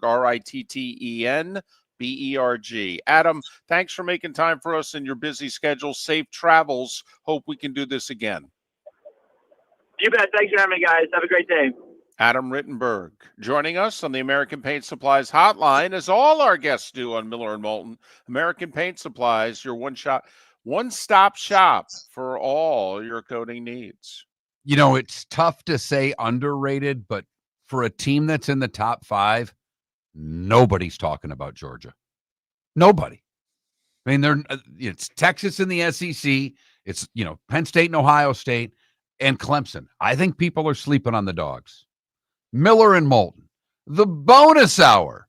That's next. Shoeless Joe Sports Cafe is where your fantasy football draft should be. Free private rooms, Wi-Fi, plus food and drink specials. In August, Shoeless has bingo and trivia Tuesdays and Thursdays with your chance to win free wings and beer for a year. Fridays, live music on the deck. Saturdays, karaoke on the deck. Plus daily meal specials like Wednesdays, $6 wings and half-price pizza. Watch all your baseball and football at Shoeless Joe's, your home for good food, good times, and good sports in the Bell Tower Shops, Fort Myers. For over 50 years, the Nolan family has been dedicated to protecting local families. Nolan Family Insurance is a second-generation independent agency that specializes in home, flood, auto, and boat insurance. They take the time needed to explain your coverage options and answer your questions so you can make an informed decision that's right for you. If you're looking for an agency that treats you like family, call 941-639-1122 or go to NolanAgency.com. That's 941-639-1122 or NolanAgency.com. With summer approaching, time to take care of your own house. So stop into the Floormeisters and see their huge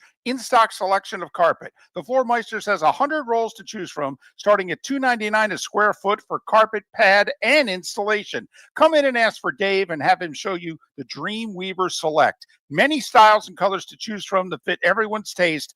Floormeisters, 6281 Naples Boulevard in Naples, right next to Costco, or go to the web, floormeisters.com. Southwest Florida's scorching heat is on its way. Stay cool with Air Advantage. As a proud Rheem Pro partner, Air Advantage delivers top-notch air conditioning solutions to keep you cool and comfortable.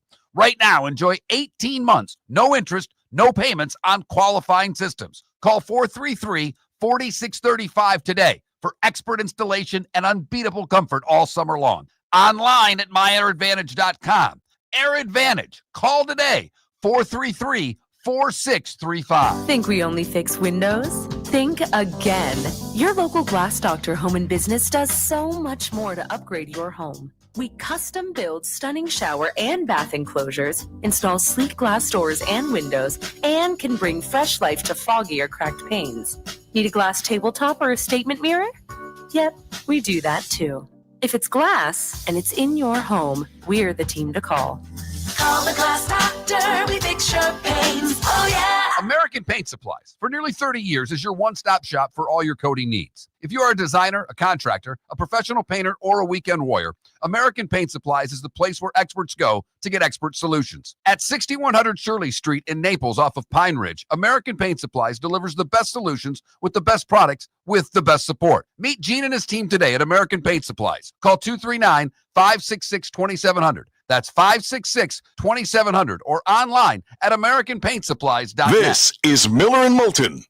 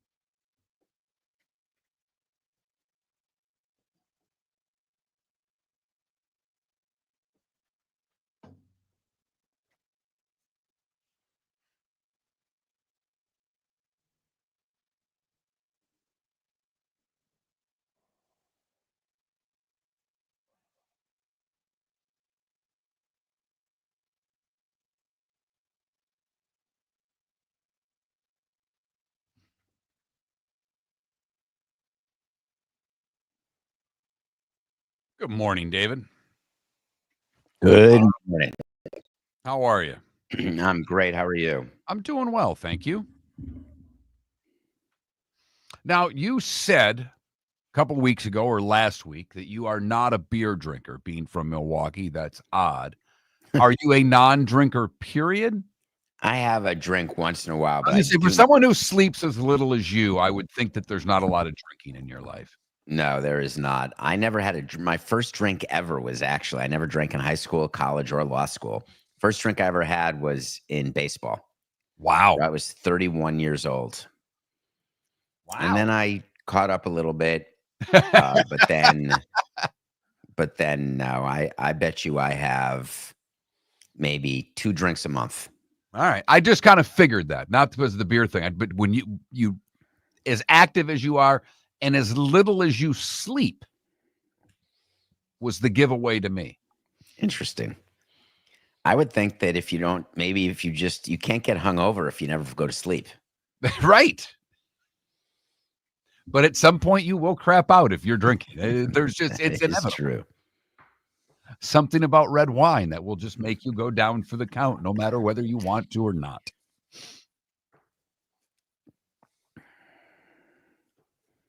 I'm doing something totally crazy.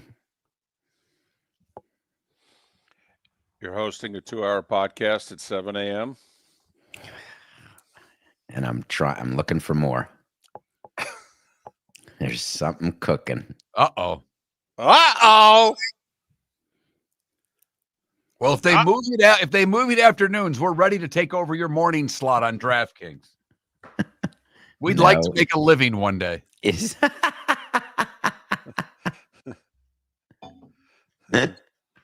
a dream, you know. Dare to dream. Right. Exactly.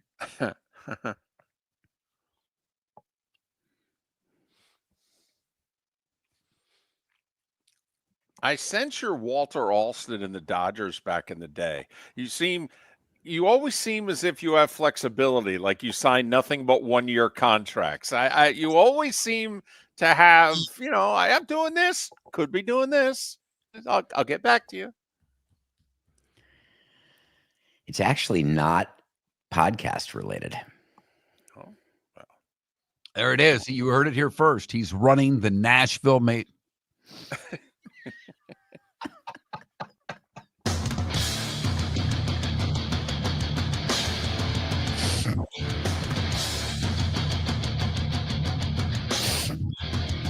You're listening to Miller and Moulton, coming at you from the Floormeister Studios. Floormeisters, keeping it real.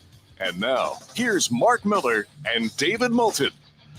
The bonus hour on a Tuesday means David Samson. He hosts Nothing Personal with David Samson, an award-winning podcast. So good, they said 1 hour's not enough, let's do 2. So he does it weekdays beginning at 7 a.m. Eastern. He just finished, even though they air it as live from 8 to 10 a.m. Eastern on the DraftKings Network.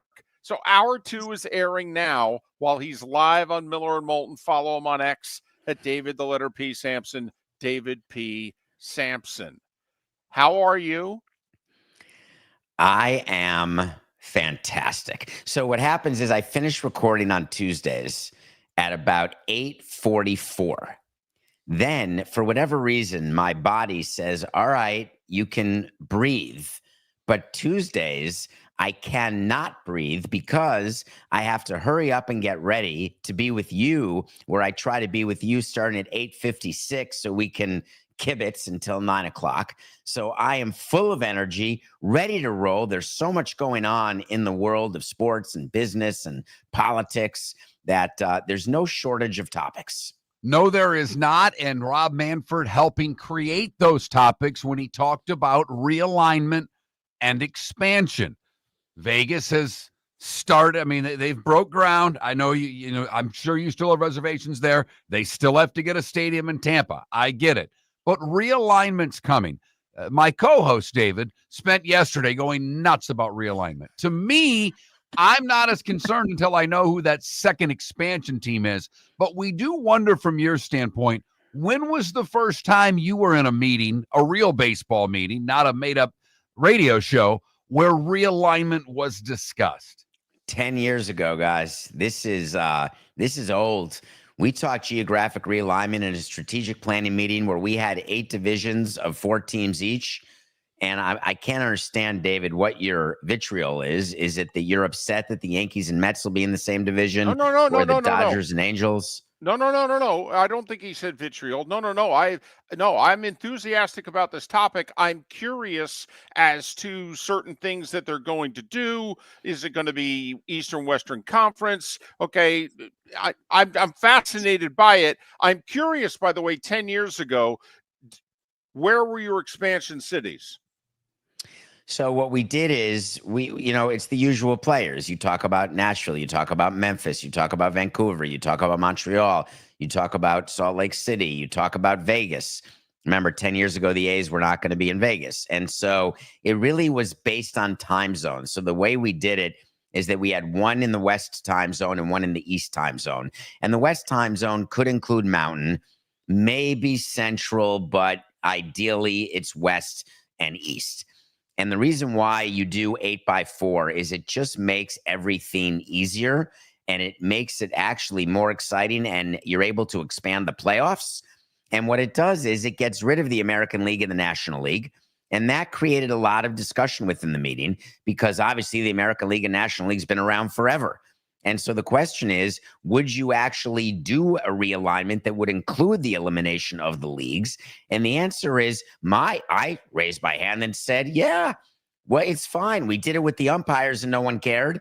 And I talked about this on Nothing Personal. I want to re-mention it with you guys. Do you remember when umpires had an AL or an NL on their cap? Oh, and they were absolutely. And one wore the outward chest protector and the other one wore it inside the shirt. And there was 2 different strike zones. Hell yes, we remember this, David. Now there's 30 different strike zones, but that's a different story. But yes, and eventually they just became one unit of umpires. Then there came Interleague, which was a big, big deal because only the American League and the National League would face each other in the World Series. So when Interleague started, it was an epic change that made regular season games super exciting. There were 2 weeks during the season with Interleague. Well, now we're at a place where there's Interleague every single day. No one even talks about it anymore. You're like, oh, I see the Giants are playing the Astros. All right, that's just a Tuesday. So that's worn off. Now, to me, American League, National League is really a thing of the past. We call it the ALCS and the NLCS, the National League Championship Series. It could just as well be the semifinals.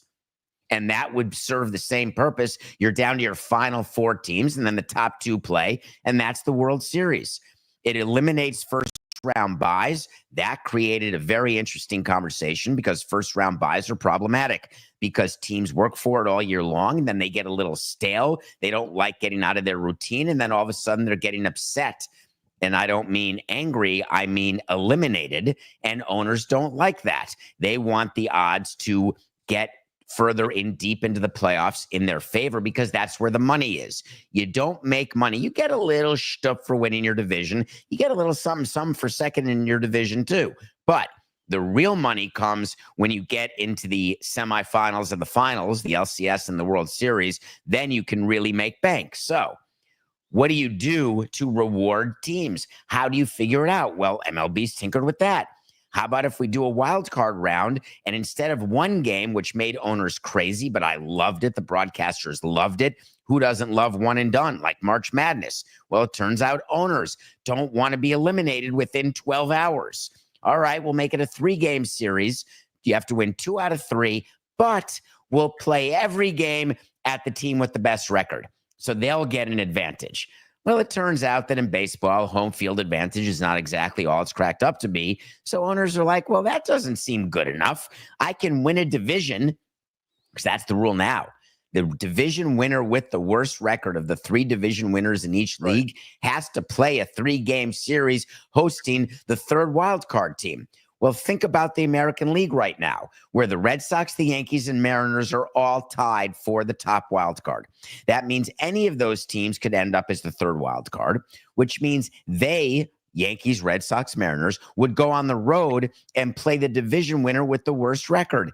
Just say it's Houston as an example. And all of a sudden, 2 days later, you're out and you're a big market like a New York or a Boston. So there's all sorts of different issues that owners have. There will be a solution, but there's only one thing I promise you guys, and I promise you as the day is long. There is going to be expanded playoffs, and there's going to be realignment, and there's going to be expansion. It's all going to happen, and it's going to happen in a snap of a finger. Okay, so that means we're going to go to 16 playoff teams, right? Because if you're going to eliminate buys, everybody's got to play. So we're going to have 8 playoff teams per, if not league, per conference or whatever we're going to call it. Okay. You tell me, how's this going to work? Is it going to be a first round best of 3? Or are we competing in the divisions, first place against second place? Is it 1 against 8? You tell me, how is this going to go down? What I always wanted was a 1-8, a 2-7, a 3-6, and a 4-5. It happens in the NHL. It happens in the NBA. And I've always been a fan of it. Do you have the occasional 8 beat 1? Yes, you do. Does it happen often? No, it doesn't. In theory, the number 1 team in the conference or in the league, whichever you want to say, let's just say the Brewers right now are the number 1 seed. And if they have to play the 8th seed, which in theory, let's pretend it ends up being the Yankees. Just say it. Is that a tough 1-8? You bet it's a tough 1-8, but that's compelling television. That makes it exciting. So I think that what I always wanted was 1-8, 2-7, 3-6, 4-5. And you're right. It's going to expand to 16 teams because playoff inventory, when they sell, keep in mind the timing of all this. There are new broadcast deals that have to be negotiated, not what MLB is doing right now to replace ESPN for the next 3 years. I'm talking about after that. I'm talking about for the 2029 season, there'll be a new collective bargaining agreement. All of the expanded playoffs, all of that stuff realignment will be part of the new CBA whenever it gets negotiated. And it's just going to be a part of life. And we're going to hear about it and read about it and know about it way sooner than people think, because the new CBA, here's a secret, it's being negotiated right now. It's not that there's progress. It's not that there's not going to be a work stoppage, but you start way earlier than people realize. It may not be an official bargaining session under laws and rules of the NLRB, but believe me, the union and the commissioner's office, they are having conversations. Curious about something you said, because baseball loves its history. And if we get rid of the American League and the National League with this realignment, is that a bigger bone of contention with the owners, if you will, than it really is with the fans? So all of these older fans, the octogenarians who are dying out, they're all traditionalists and they don't want to see any change. But if you talk about getting younger, which you have to do as an industry, you have to find a way to appeal to different demographics, and you have to trend younger because that's where the money is. That's where the sponsors are. As you and I have spoken, no one cares about us in our late 50s, mid 50s. They care about people in their 18 to 34s. And so from their standpoint, they're good. They know that change happens in sports. Change happens all the time. I spent 20 minutes on the show today talking about Tony Petitti, the former deputy commissioner, the now commissioner of the Big Ten, who wants the CFP to go to 28 games with 7 automatic bids for the Big Ten and the SEC. That would seem like, oh my God, the horror. But that's the type of world we're in, where these changes happen. They happen in conjunction with your broadcast partners, and they happen to add value to the consumer. All right, a question in our Twitch chat room. If we're going to have a team from out west right now, handicap, Vancouver, Portland, Salt Lake, who would have the lead? I would say SLC has the lead. Interesting. I think that they have some interesting deep pockets there. Portland certainly has wanted a team.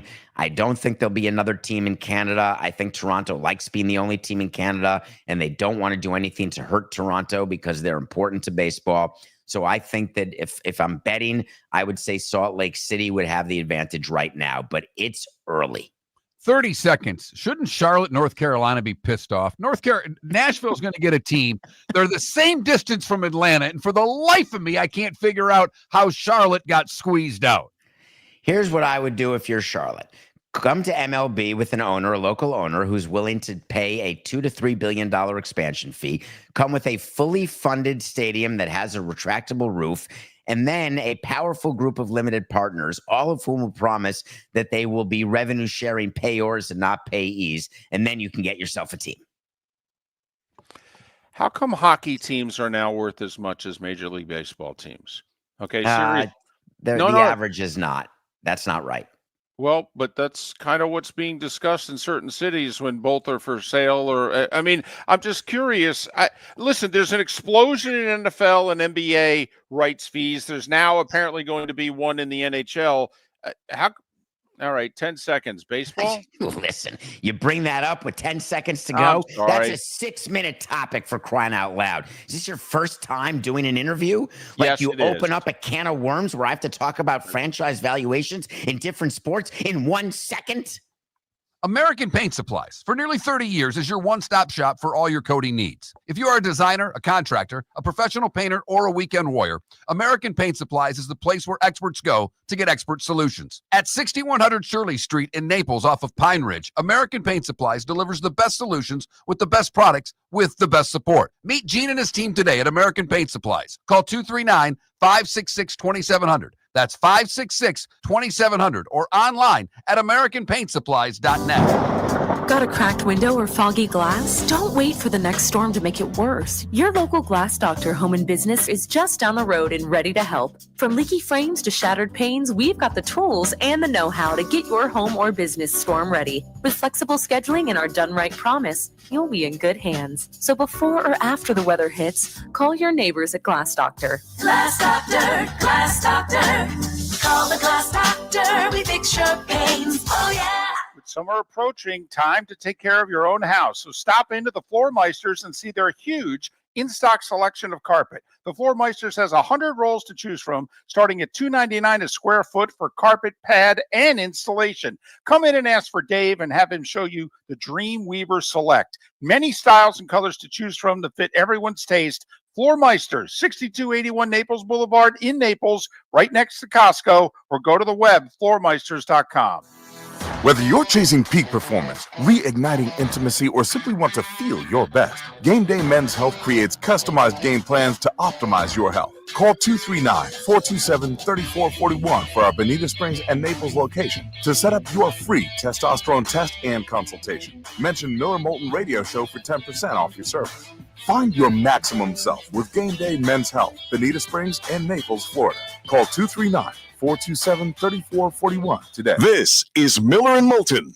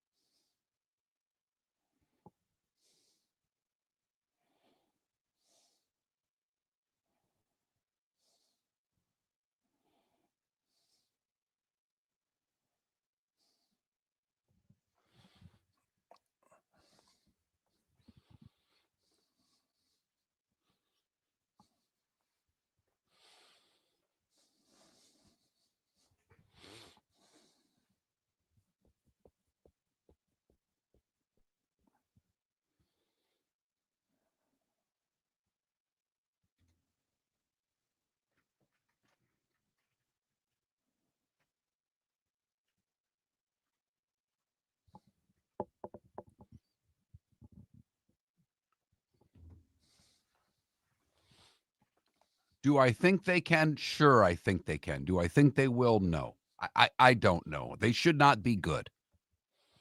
And I honestly, Michael, you're asking the wrong person because I care about at least 100 other sports topics more than I care about CU football. And I think I'm selling the other sports topics short. I think it's closer to 500. And I like Dion. We really like Dion. But this is ad nauseum for 2 years for them to be average at best. And now they've lost their two best players. So I'll be interested to see if he can have a winning record. I think making a bowl would be a good season. I do too. I think even if it's just 6-6, I with the conference the way it is, and they're picked for the bottom half of the conference. And as for winning a bowl game, to be honest with you now, Michael, it was so many kids transfer in between the regular season and the bowls, and whether or not schools even give a damn about the bowls. So I think bowls mean less now than ever before. Part of the reason why I would get rid of them. I get it. It's television programming, and for certain communities, economically, it helps, but to me, it's actually one of the biggest draws of the 24 plus team playoff idea is good. Can we eliminate like 10 bowl games? That'd be phenomenal. And I think you could eliminate all of them, but they won't. ESPN enjoys the programming too much. Back to our original topic. It's a TV show. They're not dead though. Not at all. They're not. I mean, I want you to be right with that statement, number dude there. But, I mean, Taylor Swift 239 with the double 13s there. But they're not because the viewership is strong, even for the crap games. You'd be amazed. Not to mention, what do they have lined up with it? A title sponsor. Capital One jumps all over them. You may never watch, but the numbers are strong. Yeah, very strong. They do better than NHL games, and it ain't close. They do better than NBA games. You're listening to Miller and Moulton. And now, here's Mark Miller and David Moulton. 21 minutes past the hour. It's been a lively Tuesday edition of Miller and Moulton. MillerandMoulton.com, Miller_Moulton on X. You missed Seth Everett, Adam Rittenberg, David Samson. Download what you missed always at MillerandMoulton.com. Today's National Potato Day. And let me tell you, French fries and baked potatoes are just standing in the middle of the ring going toe-to-toe. Let's go. And in Tony Petitti's play-in game right now, Mashed has the edge over Au Gratin. See what I did there, Dave? I did, and I liked it. I really enjoyed that David Sampson interview. Love that you brought up a topic that late, and he had the great radio sense to just beat you about the head and shoulders as much as he could and get out on time. While yelling at me while getting your time cues. Yes, Right. It was brilliant there. Was fantastic. That was really solid. That's a pro. Chastise the one host and use the other. That's a pro right there. David Samson. Tomorrow on the show, a couple of pros, Pat Kerwin, Bud Elliott. I'm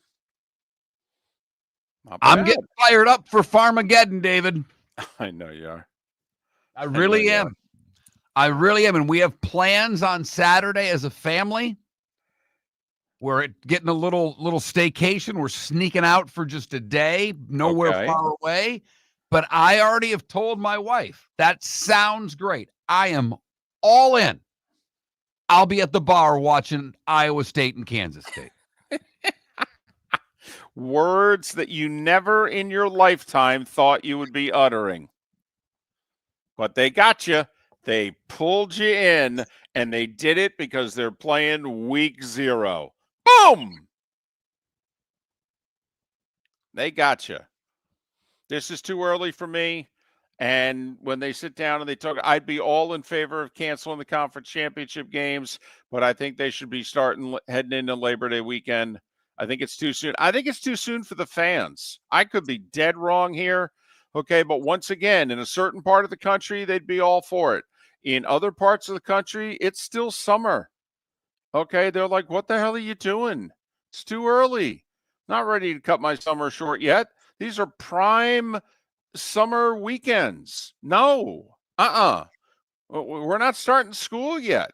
High school level, grade school level, college level. What are we doing? We're playing football games? David, you pay way more attention to this than I do, but isn't Friday night the first weekend of high school football in Florida? In Florida, but believe it or not, there are other parts of the country. That's what I'm saying. I'm just saying, once again, I think, this sport in a way is suffocating itself. It's only catering to 2 conferences and 2 regions. Okay. Honestly, why are you trying to make this sport smaller? In many ways they are. Just take a breath. Take a breath. We can wait another week for football. We really can. The NFL does okay. They don't even play Labor Day weekend. They're doing all right. So I probably should have asked this question we had Seth on, to Seth.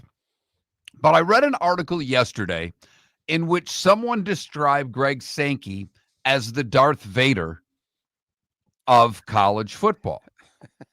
And I wondered out loud in reading just that paragraph. I almost stopped there and I said, is he the Darth Vader of college football, or is Tony Petitti now the Darth Vader of college football? Because if it's college sports, see, Sankey wants to expand the tournament. That's his baby. And it didn't happen this year, but it doesn't mean it's not going to happen next year.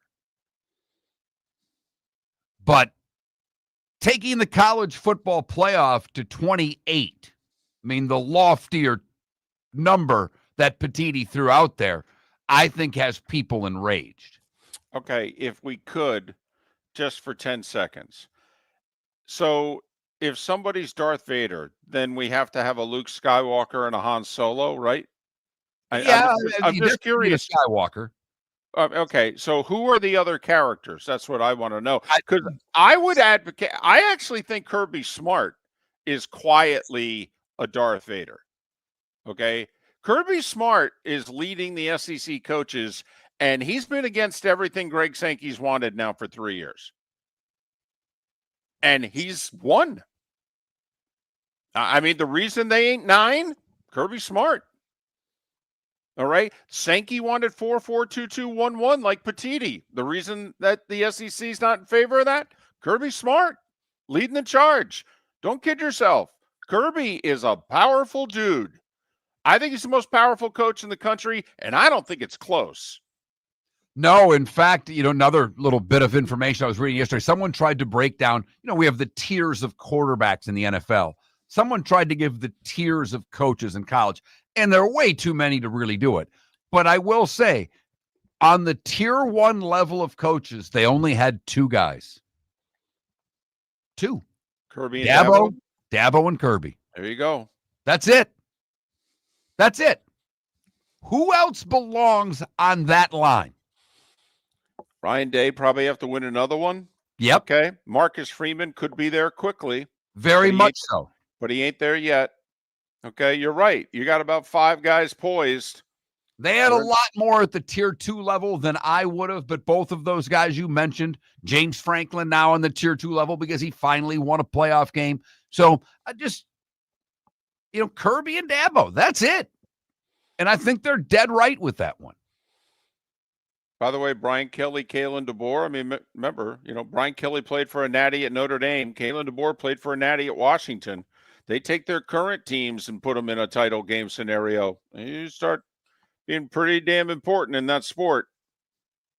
I do find it interesting that in the last 8 or so days, Adam Rittenberg on the show today, great interview, knows his college ball really well. Bill King, we think he's the voice of college football in the South. Bill King, Tennessee is the most overrated team in the top 25. They don't belong to be ranked. Rittenberg, really intrigued by this Tennessee team. It is funny what August brings now, doesn't it? No doubt about it.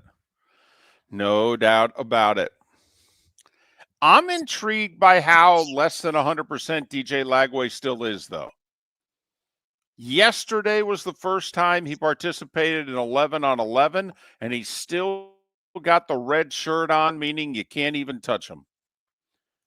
All right? There are certain guys in which I'm telling you, I'm crossing my fingers. I'd hold him out of the LIU game. I swear. I'd put him in bubble wrap. Yeah, I would treat the LIU game, David, the way the Washington Commanders treated last night's game, not the way the Bengals did. I wouldn't let Lagway play 3 series. I might let him play 1. Get some snaps, get me 7. You guys go take care of the rest. And then ramp it up a little bit for the South Florida game and then be ready week 3. But man, oh man, if I'm a Gator fan, come on, DJ. Come on. That calf, please heal. Please heal. I'm so with you. We need Florida to be good. And if they don't have Lagway, this season's lost. Yeah, the schedule's too hard. They'll be lucky to be bowl eligible. I mean, but with him, David, things break right. They could be playing the Dogs in a really important game. Well, let's be honest. They're now to the point, 4 or 5 years of building with 2 different coaches. They're now to the point where if Lagway's healthy, Mark, there's not a game on the schedule they can't win. Not a game. They can beat Georgia and Jacksonville. They can beat Texas in the Swamp. They can. There's not a game on their schedule now that they can't win. And it's because been where 5 are they years. getting better at? Not just Lagway. They've improved like a son of a gun on both lines of scrimmage. Right. They're tougher at the point of attack than they've been in a long time. 5 years. This is their best team, best roster since 2020 when they beat Georgia and they took Alabama to the wire in the SEC title game. But, man, TJ Lagway, please stay healthy. For over 50 years, the Nolan family has been dedicated to protecting local families. Nolan Family Insurance is a second-generation independent agency that specializes in home, flood, auto, and boat insurance. They take the time needed to explain your coverage options and answer your questions so you can make an informed decision that's right for you. If you're looking for an agency that treats you like family, call 941-639-1122 or go to nolanagency.com. That's 941-639-1122. or nolanagency.com. With summer approaching, time to take care of your own house. So stop into the Floormeisters and see their huge in-stock selection of carpet. The Floormeisters has 100 rolls to choose from, starting at $2.99 a square foot for carpet, pad, and installation. Come in and ask for Dave and have him show you the Dreamweaver Select. Many styles and colors to choose from that fit everyone's taste. Floormeisters, 6281 Naples Boulevard in Naples, right next to Costco, or go to the web, floormeisters.com. Mark Miller for Sleep Treatment Direct. They are helping me with sleep apnea. And by helping me, I mean curing me. No more CPAP machine. No more snoring. No more tossing. No more waking up exhausted. Their expert team got me the right treatment, fast and hassle-free. If you want to feel energized and get rid of your snoring, call Sleep Treatment Direct today. 444-1741. That's 239-444-1741. Sleep Treatment Direct. Sleep safe and sound. Shoeless Joe Sports Cafe is where your fantasy football draft should be. Free private rooms, Wi-Fi, plus food and drink specials. In August, Shoeless has bingo and trivia Tuesdays and Thursdays with your chance to win free wings and beer for a year. Fridays, live music on the deck. Saturdays, karaoke on the deck. Plus daily meal specials like Wednesdays, $6 wings and half-price pizza. Watch all your baseball and football at Shoeless Joe's, your home for good food, good times, and good sports in the Bell Tower Shops, Fort Myers. This is Miller and Moulton.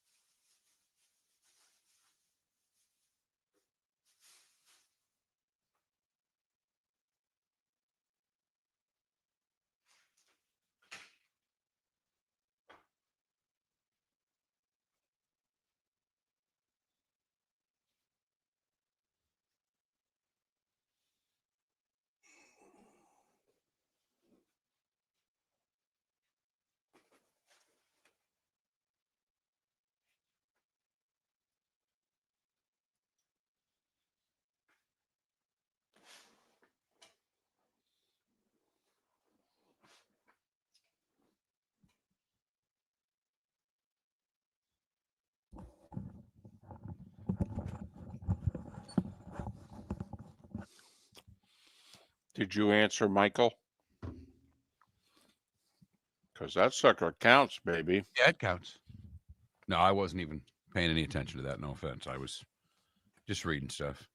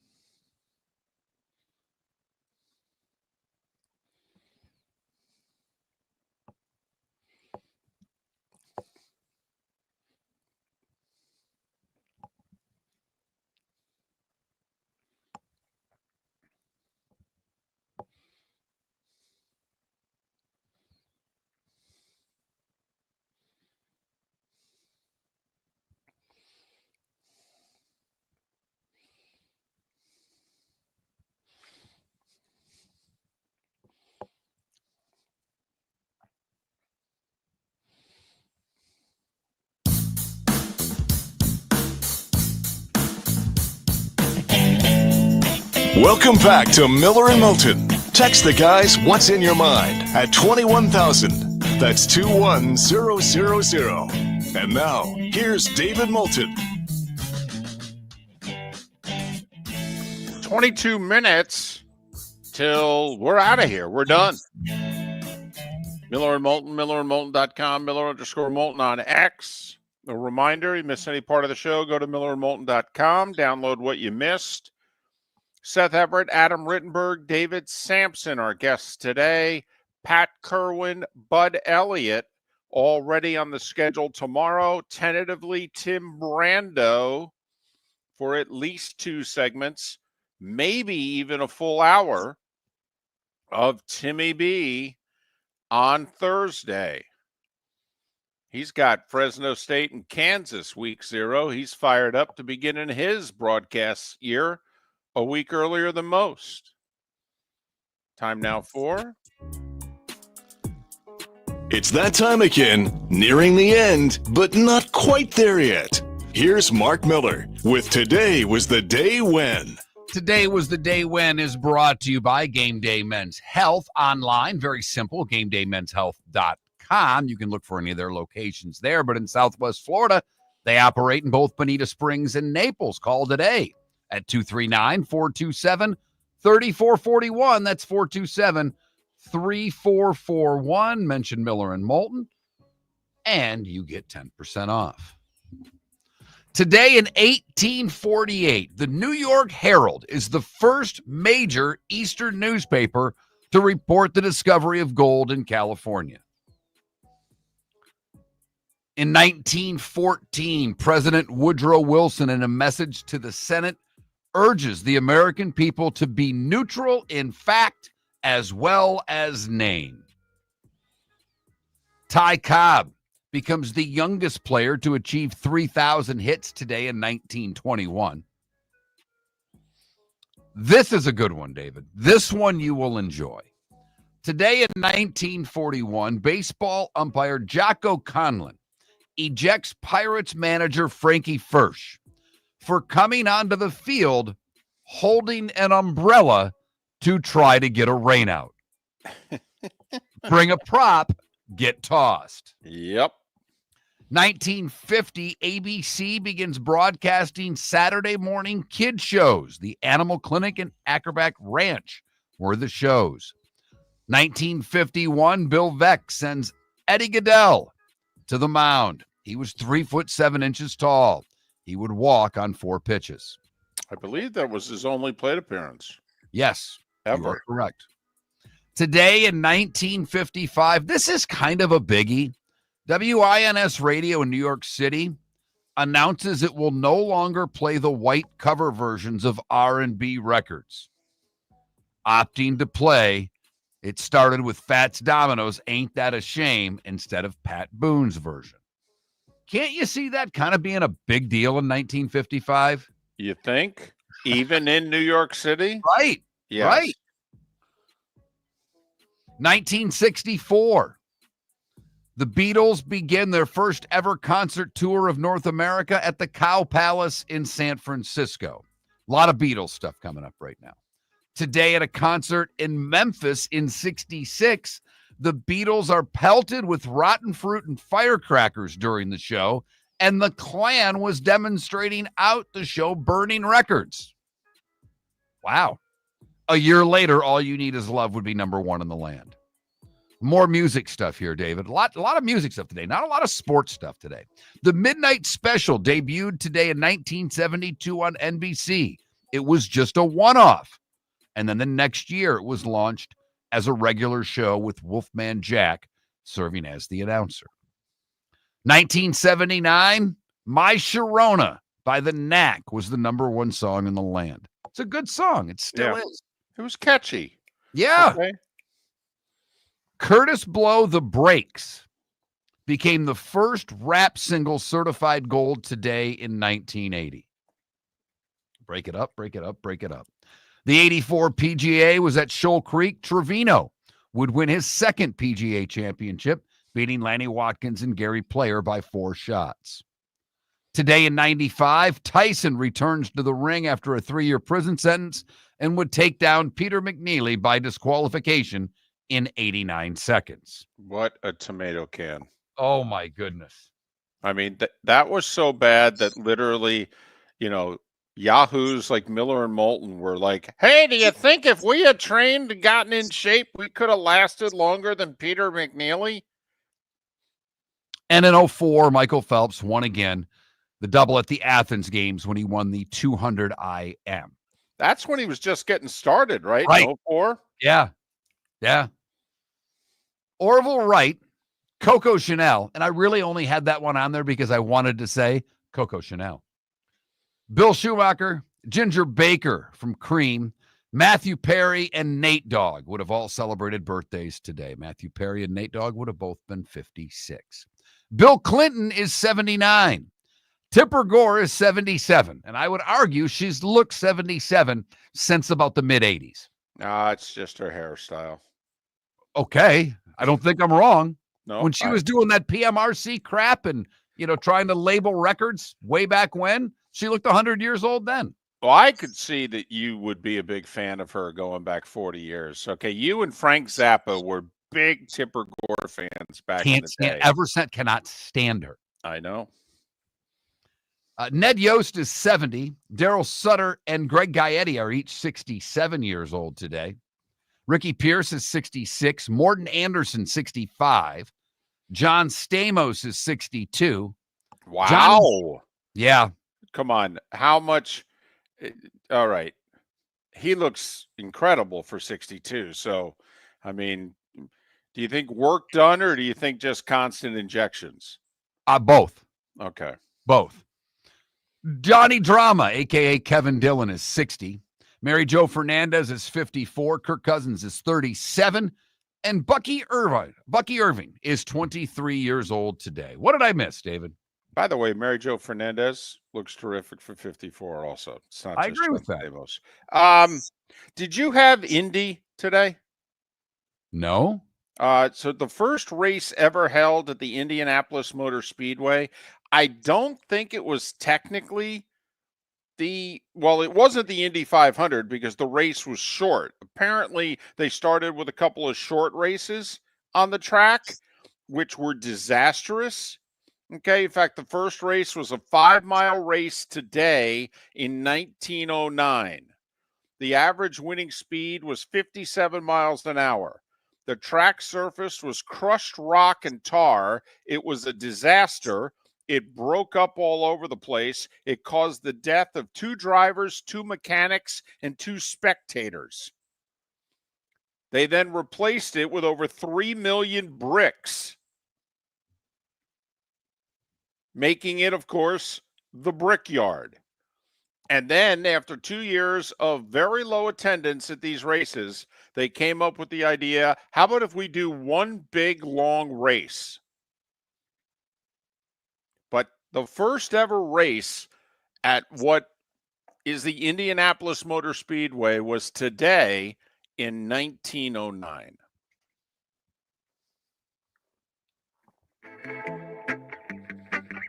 Time to see life a little bit differently. Here's Mark Miller with the good, the bad, and the ugly. What you got, Mark?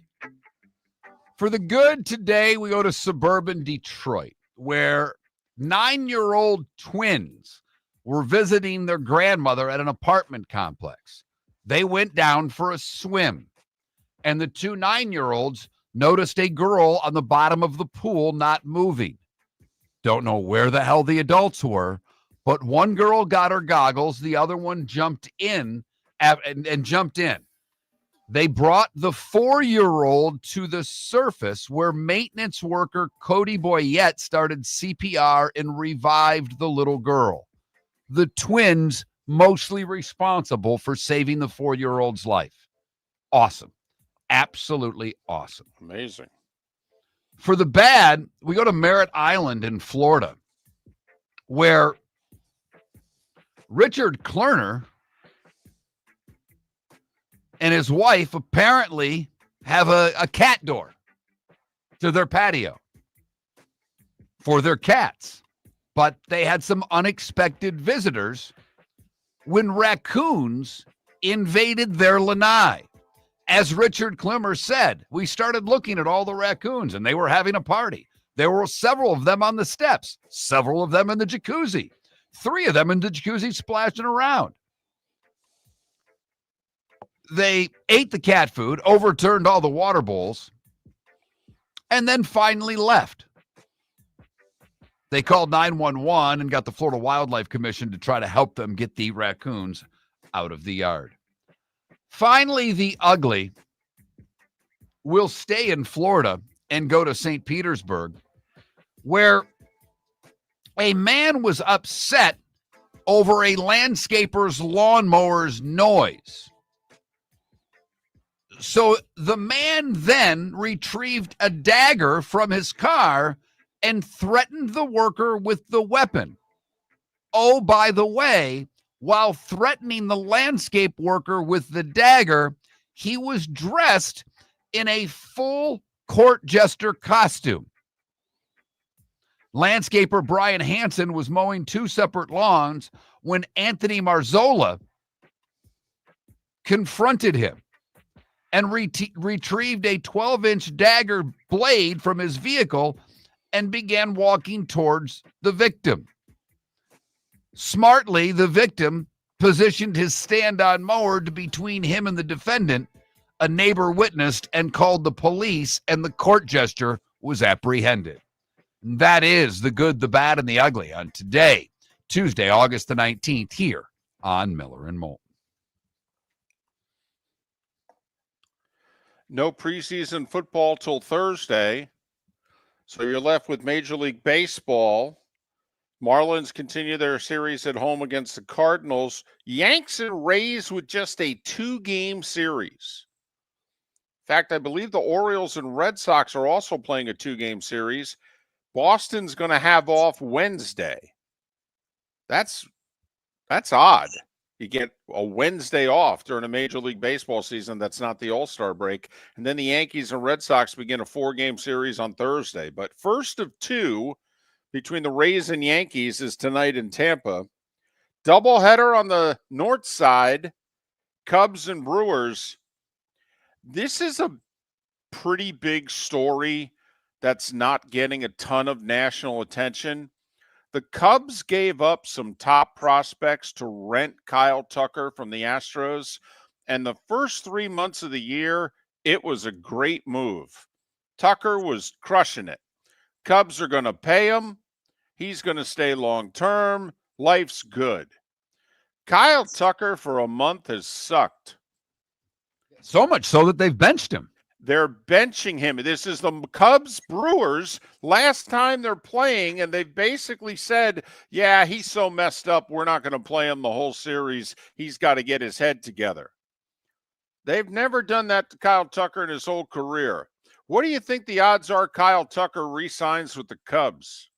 I think there's 0 now unless the Cubs find some magic in October, David.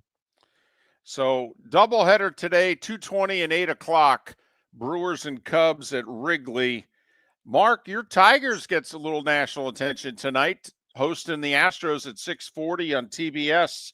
Mariners and Phillies continue their series. For those of you interested in the WNBA, NBA TV, 7 and 10 o'clock. Minnesota, New York, a rematch of the championship game or series at 7. And our buddy Carl Semesco and the second best team in the league, the Atlanta Dream, are in Vegas. He'll face his former player at FGCU, Whitney Knight. And Vegas at 10 o'clock, NBA TV, your WNBA doubleheader. For what it's worth, they're talking about maybe Caitlin Clark will return for the playoffs. She's been a very durable player all through high school, college, and her first year in the WNBA. Don't laugh. They're negotiating a new collective bargaining agreement with the league, which means essentially they're negotiating it with the NBA. Mark, how much is it hurting not having a healthy Caitlin Clark when you're negotiating your next CBA? I can't even count the ways, David. because their TV numbers with her playing are so much better than without her playing. But when she's playing, the other games actually are doing better than when she's out completely. All of their ratings have suffered. Correct. And games attendance. without Caitlin Clark have done good ratings when Caitlin Clark's getting talked about. So God forbid this was something long-term with Caitlin Clark, that I don't know what it would do to that league, David. And games when, she was going to play, everybody was moving their Indiana Fever game to the NBA arena. Now that she's not playing, they're playing before very small crowds in those arenas, or they're moving the games back to the smaller arenas. Anyway, that's what's going on tonight. Miller and Moulton. We'll talk tomorrow.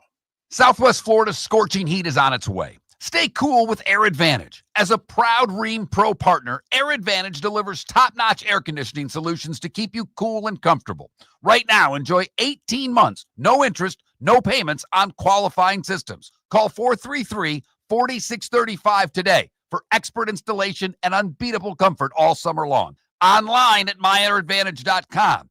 Air Advantage. Call today, 433-4635. Defining a new era in men's health. Get stronger and healthier at Game Day Men's Health. With our in-house laboratory, get in, get treated, and get back to your passion and purpose. Call 239-427-3441 for our Bonita Springs or Naples location to set up your free testosterone test and consultation. Mention Miller Moulton Radio Show for a 10% discount on your service. Start living your best with Game Day Men's Health, Bonita Springs and Naples. Call 239-427-3441 today. American Paint Supplies, for nearly 30 years, is your one-stop shop for all your coating needs. If you are a designer, a contractor, a professional painter, or a weekend warrior, American Paint Supplies is the place where experts go to get expert solutions. At 6100 Shirley Street in Naples off of Pine Ridge, American Paint Supplies delivers the best solutions with the best products with the best support. Meet Gene and his team today at American Paint Supplies. Call 239-566-2700. That's 566-2700 or online at AmericanPaintSupplies.net. Summer approaching, time to take care of your own house. So stop into the Floormeisters and see their huge